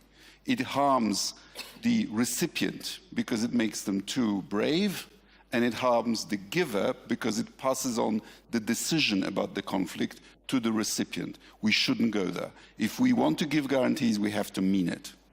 Minister Baerbock, you also want to comment on this. Yes, and maybe connect again with your first question, because you said as if it is already written in stone, yeah, who's at the table and who's not at the table. The talks here at the Munich Security Conference, and this is why we are all here, speaking in times of crisis is most importantly, we have heard, especially as Europeans, and you asked David about EU. I mean, we are sitting here as Europeans, EU plus UK, and there's no differentiation between us here. We made that clear in Paris 2 days ago in a common statement. And what we have heard here as Europeans altogether is that there are different thoughts from the American side. We read many things in the newspaper, heard here also in our discussions that this was not meant or is not true or whatsoever what has been written in newspapers, but kind of it doesn't matter because reality is on the ground. And this is why the moment for us Europeans is so important, what we have said for 3 years' time. We have elements for peace on the table. It's not that we haven't spoken about peace. The most easy way out is that Putin understands this was a big mistake, bringing thousands of deaths to its own country. I withdraw my troops. If this element is not possible at the moment, we have to look at other elements. But the most important one is not to withdraw some elements right now and say they are not on the table anymore, because then your options are very limited. And also think about what would peace mean, not only for Ukraine, but for Moldova, for the Baltic states, for whole Europe. What would a peace mean if the peace is not a peace for NATO? I mean, Putin has made very clear this is not only a war on Ukraine, this is most of all a war on NATO, on the Europeans, on the Americans and the free world. So a peace would mean that at the end NATO is not being destroyed, but like now NATO is stronger than ever before. And we celebrated 75 years of NATO altogether and remembered the quotations in Washington with Truman citing, this alliance is there, that politicians can focus on the real things of life, that people can go to school, that they have a decent life, that they can have a life where they care for the families. And if this is the idea also for the new US administration, the best thing would be to remember Truman, that the alliance has to be strong. And this is why also you asked now at the end, in Washington, D.C., we all together declared the pathway for Ukraine lies into the way into NATO, and nobody from us has taken it off the table. And therefore it's for me very important to say right now, it would be even the cheapest way if there is this NATO option on the table, because as has been said, if we employ thousands of soldiers, this costs a lot of money. If we are saying we have to increase the military support for Ukraine so much, it costs even more money. So if we are talking business and if we are talking money and deals, the question what would be the best and therefore also the best win for us all has more dimension than just a deal which lasts 3 weeks long and then it's nothing worse anymore. Minister Baerbock, I also would like to ask you to comment on the earlier comments from Minister Barrot regarding spending on European defense. He made the comment that it's important to tell European voters, I should say, that there's jobs that will be created, that we're spending more on defense, but there's a reason also for the Europeans to do so. What are your thoughts on that? That we have done a lot. But, and this is nothing new within the last 72 hours, we have said, like 2 years ago, last year here at the Security Conference, I was on stage, I was saying Europe has to pay way more for its own peace. We have to increase the European pillar within NATO. We did that. We are in total together the biggest donor.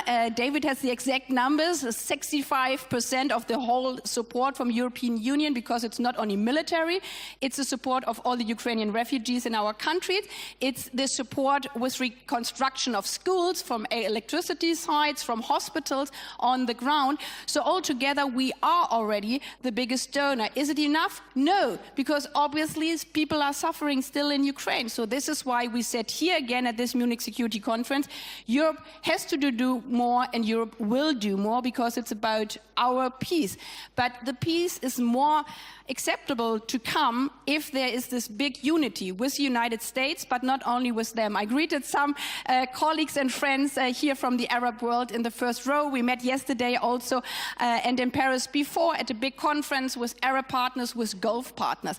I mean, Putin has also lost on this front. There are more than 140 states overall in the world who all say, if we have to pick a side, we are not picking the side of the aggressor, but of peace, because they know that peace also for the Middle East is interrelated to peace in Europe. Russia has fled Syria. So the question, what is the role in Europe, has big consequences also in the Arab world. So also the Gulf countries are very keen on this message. So we have to use this power now all together, and do not forget, and I would like to quote Zelenskyy here, I think it was very important, if you're not standing with Brussels, you are standing with Moscow. And if you're standing with Moscow, obviously also in another capital, in Beijing, people are also very happy. So in an interconnected world, the peace is interconnected all over. Foreign Secretary, I would like to also perhaps elaborate on this and tell us, where do you think about how to forge new relationships going forward, given all of the pressures that the continent is facing?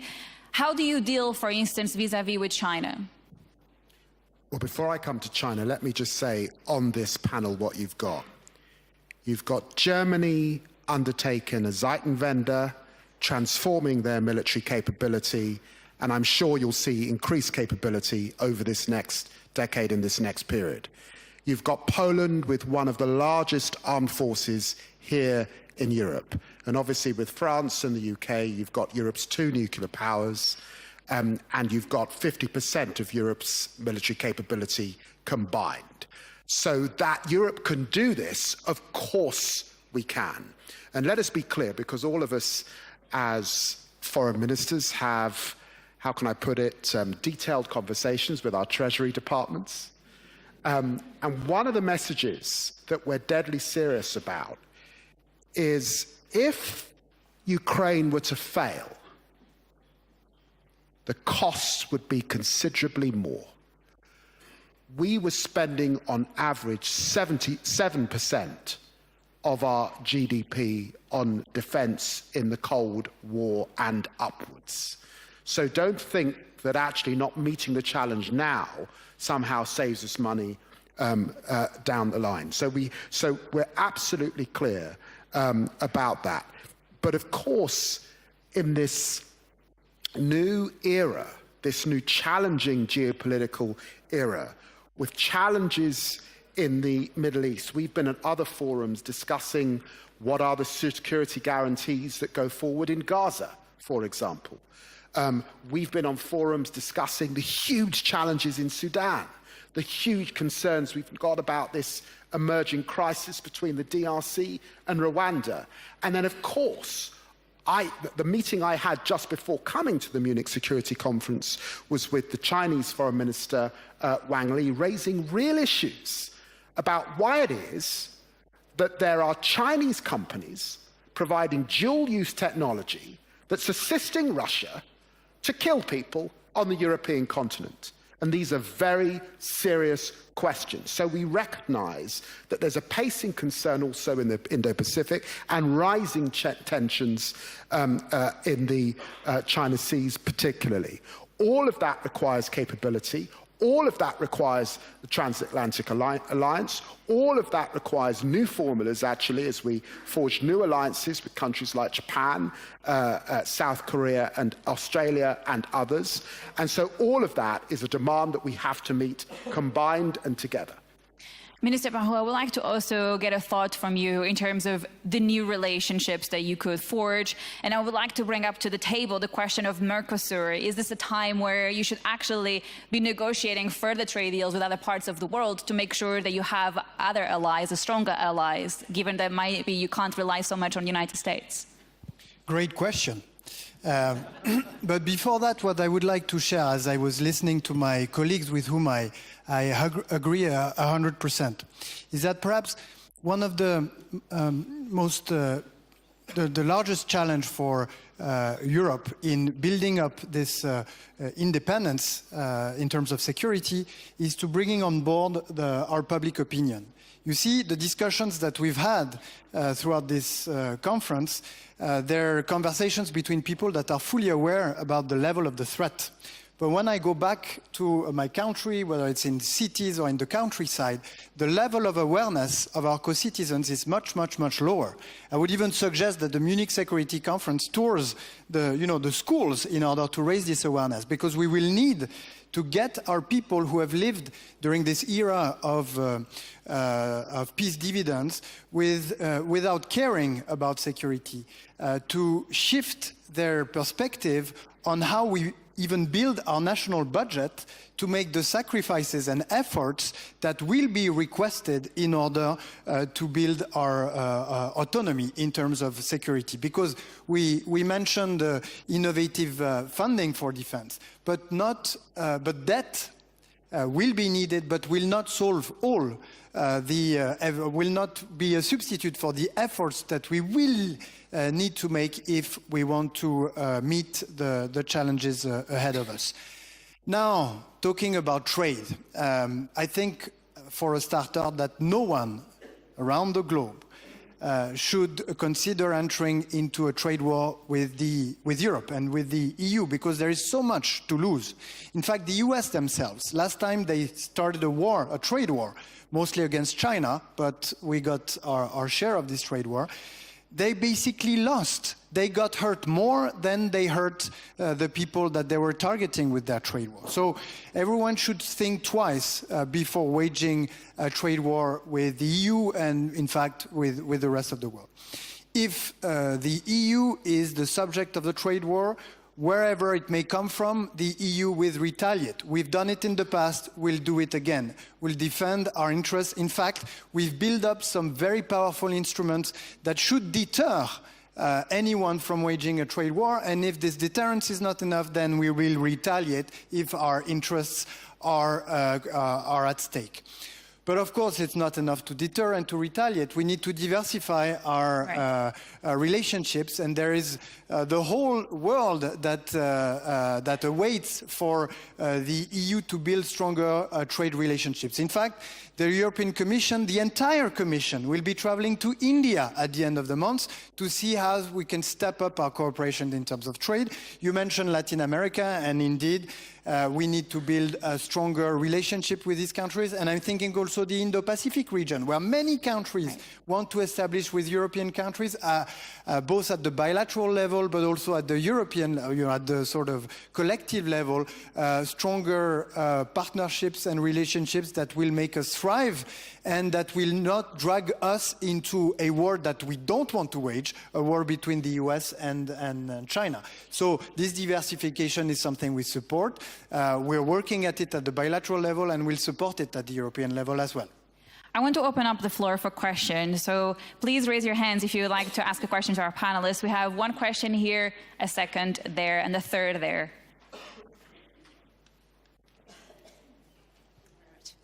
Hi, hello. Katarzyna Pisarska. I'm the chair of the Warsaw Security Forum from Poland.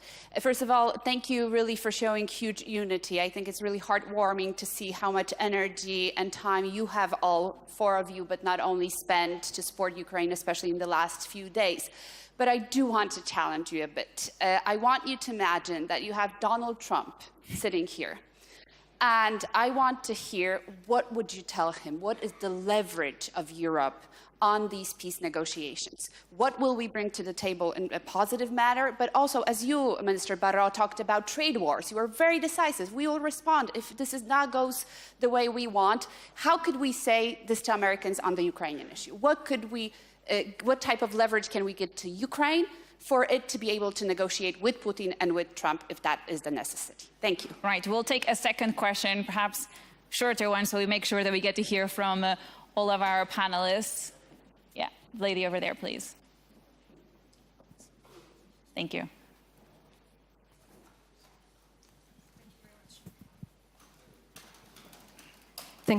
Thank you. This is Federica Onori, member of the Italian Parliament. Thank you very much for your interventions. A small provocative question for Minister Baerbock, if I can.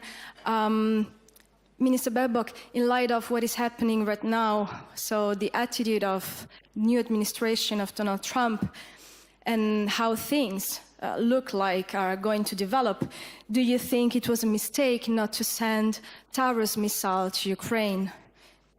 Thank you. We'll start with this for now, given we have too much time left. What would you say to Donald Trump, Minister Sikorsky? We have more chairs. We have more chairs. I would tell him three things. Number one, Joe Biden was your successor and predecessor, but he planted the flag of the United States in downtown Kiev and declared on behalf of the United States that the US will be with Ukraine for as long as it takes until Ukraine secures its independence. Therefore, the credibility of the United States depends on how this war ends. Not just the Trump administration, the United States itself.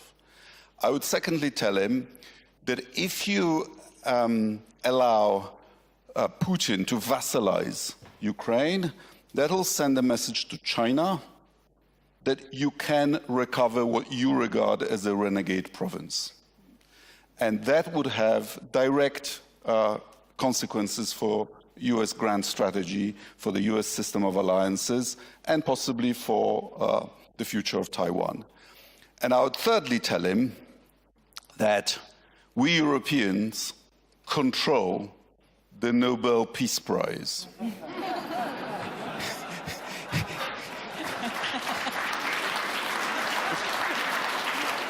If you want to earn it, the peace has to be fair. Very clear. Foreign Secretary, perhaps, what would you tell President Trump if he was sitting right there? Look, I hesitate to answer that question directly because I've already had dinner with President Trump and we had a good discussion, and I think there are meetings ahead of us. I will say to Trump what I said to the Ukrainians. The UK has just signed a 100-year partnership with Ukraine. And I would encourage Donald Trump and the Ukrainians to look very carefully at a deepening partnership over the next generations. Why? Because the best deal and the best security guarantee is binding US industry, business, defense capability into their future. That is what will make Putin sit up and pay attention, and that is what is attractive to a US president who knows how to get a good deal. Minister Barrot. So I would tell him to make America great again. And America has never been so great than when it participated and contributed decisively to the international order. And it has never been as great as when it fought for freedom. And in fact, Europe and France have never been as great as when they fought for freedom, including in the US. And that's the story of Lafayette, and that's the story of the American fighters that liberated France and Europe, and that we celebrated this year on the 80th anniversary of the liberation of France. And we will be standing by the US when they exercise this greatness and when they contribute to the peace and freedom throughout the world. I think these are the moments in history when they were really and truly and genuinely great. And Minister Baerbock, what would you say to President Trump, and also to address the question on why Germany didn't send specific support to Ukraine? Because Europe is 100% united, I would not add something new from Germany. I would say keep on going to dinners with David Lammy. Maybe next time you play golf as well. This would be my recommendation for David. Remember what Jean-Noël Barrot has said to you about make the US great again. And always listen to Poland and don't repeat the German mistakes that we didn't listen carefully enough when they warned us about Nord Stream 2. So remember what Poland has told them. It's Europe deciding about the peace prize, and it's Europe deciding about our peace on our continent. And if this doesn't help, I would underline that maybe the strongest guy is not the one who needs to kidnap children from another territory, but strength is to build the future for your own children and for your own country. And due to that, this comes to the question of Taurus. I've made clear all over this last 3 years that we need European unity, and this is why I also argued in Germany that I think it was a very good decision of our other European friends and partners that when we all have been to Ukraine, we all saw, and I saw it with my own eyes and felt it with my own eyes in Kharkiv, when they told me security answer is you just count until 45, and when you have reached 50, you're still alive and everything is fine, because also all the Patriot systems, all the IRIS-T Germany has delivered will not bring down these rockets if they are coming directly from Russia, and Kharkiv is just next to it.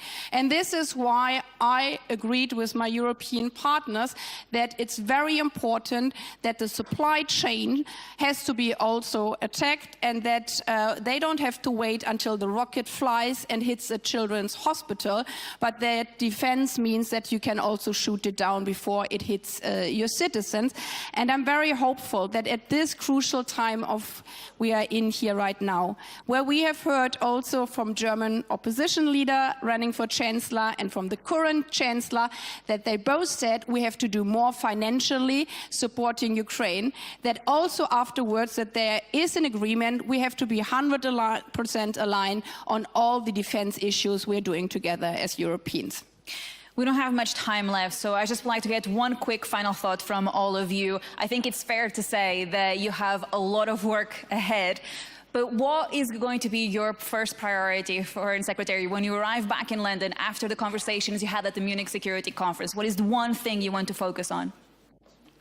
Well, I know that we will be meeting to discuss further, alongside our American friends, the issue of security guarantees. There's great depth that we've got to reach, and that is an issue that we've discussed here, and we'll be working very hard to ensure that Ukraine is in the strongest possible position if and when those negotiations begin. Minister Barrot. So, of course, we'll do the follow-up of all the discussions we've had throughout this great conference, thanks to the organizers. And then we'll head to G20, which will this year be a G19, actually, and see how it goes.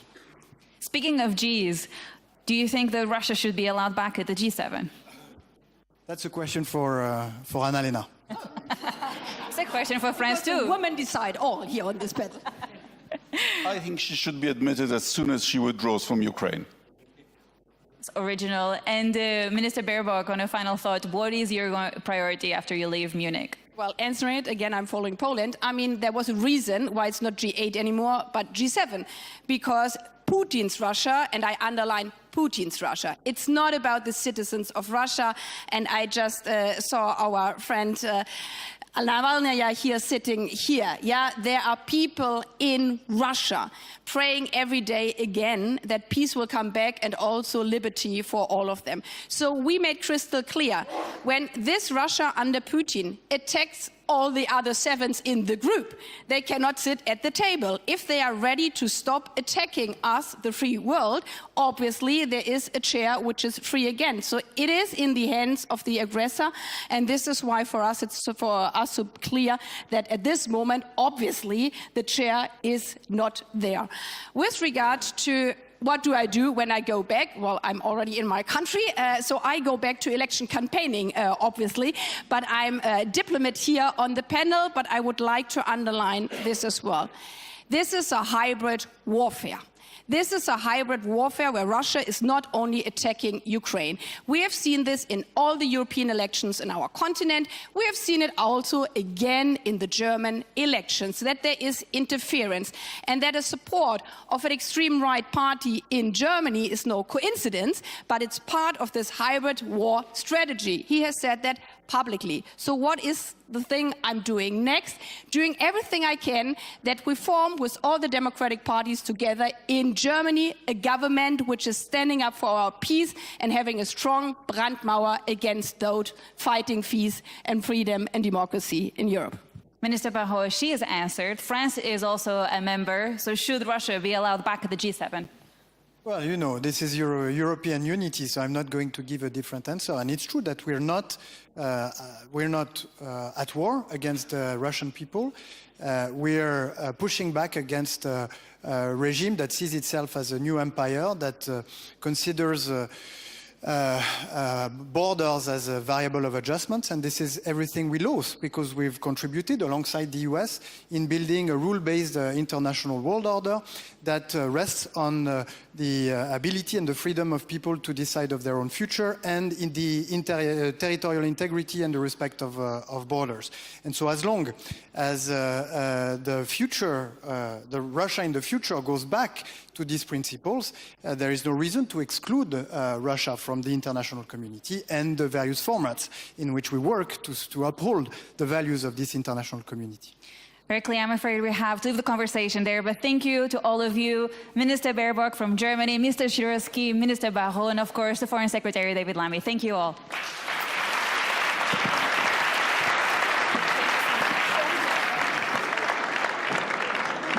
Ladies and gentlemen, the program in the main conference hall will continue at 4:30 p.m.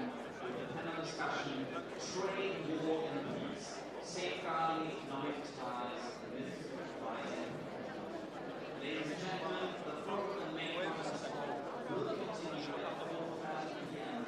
with a panel discussion, Trade, War and Peace.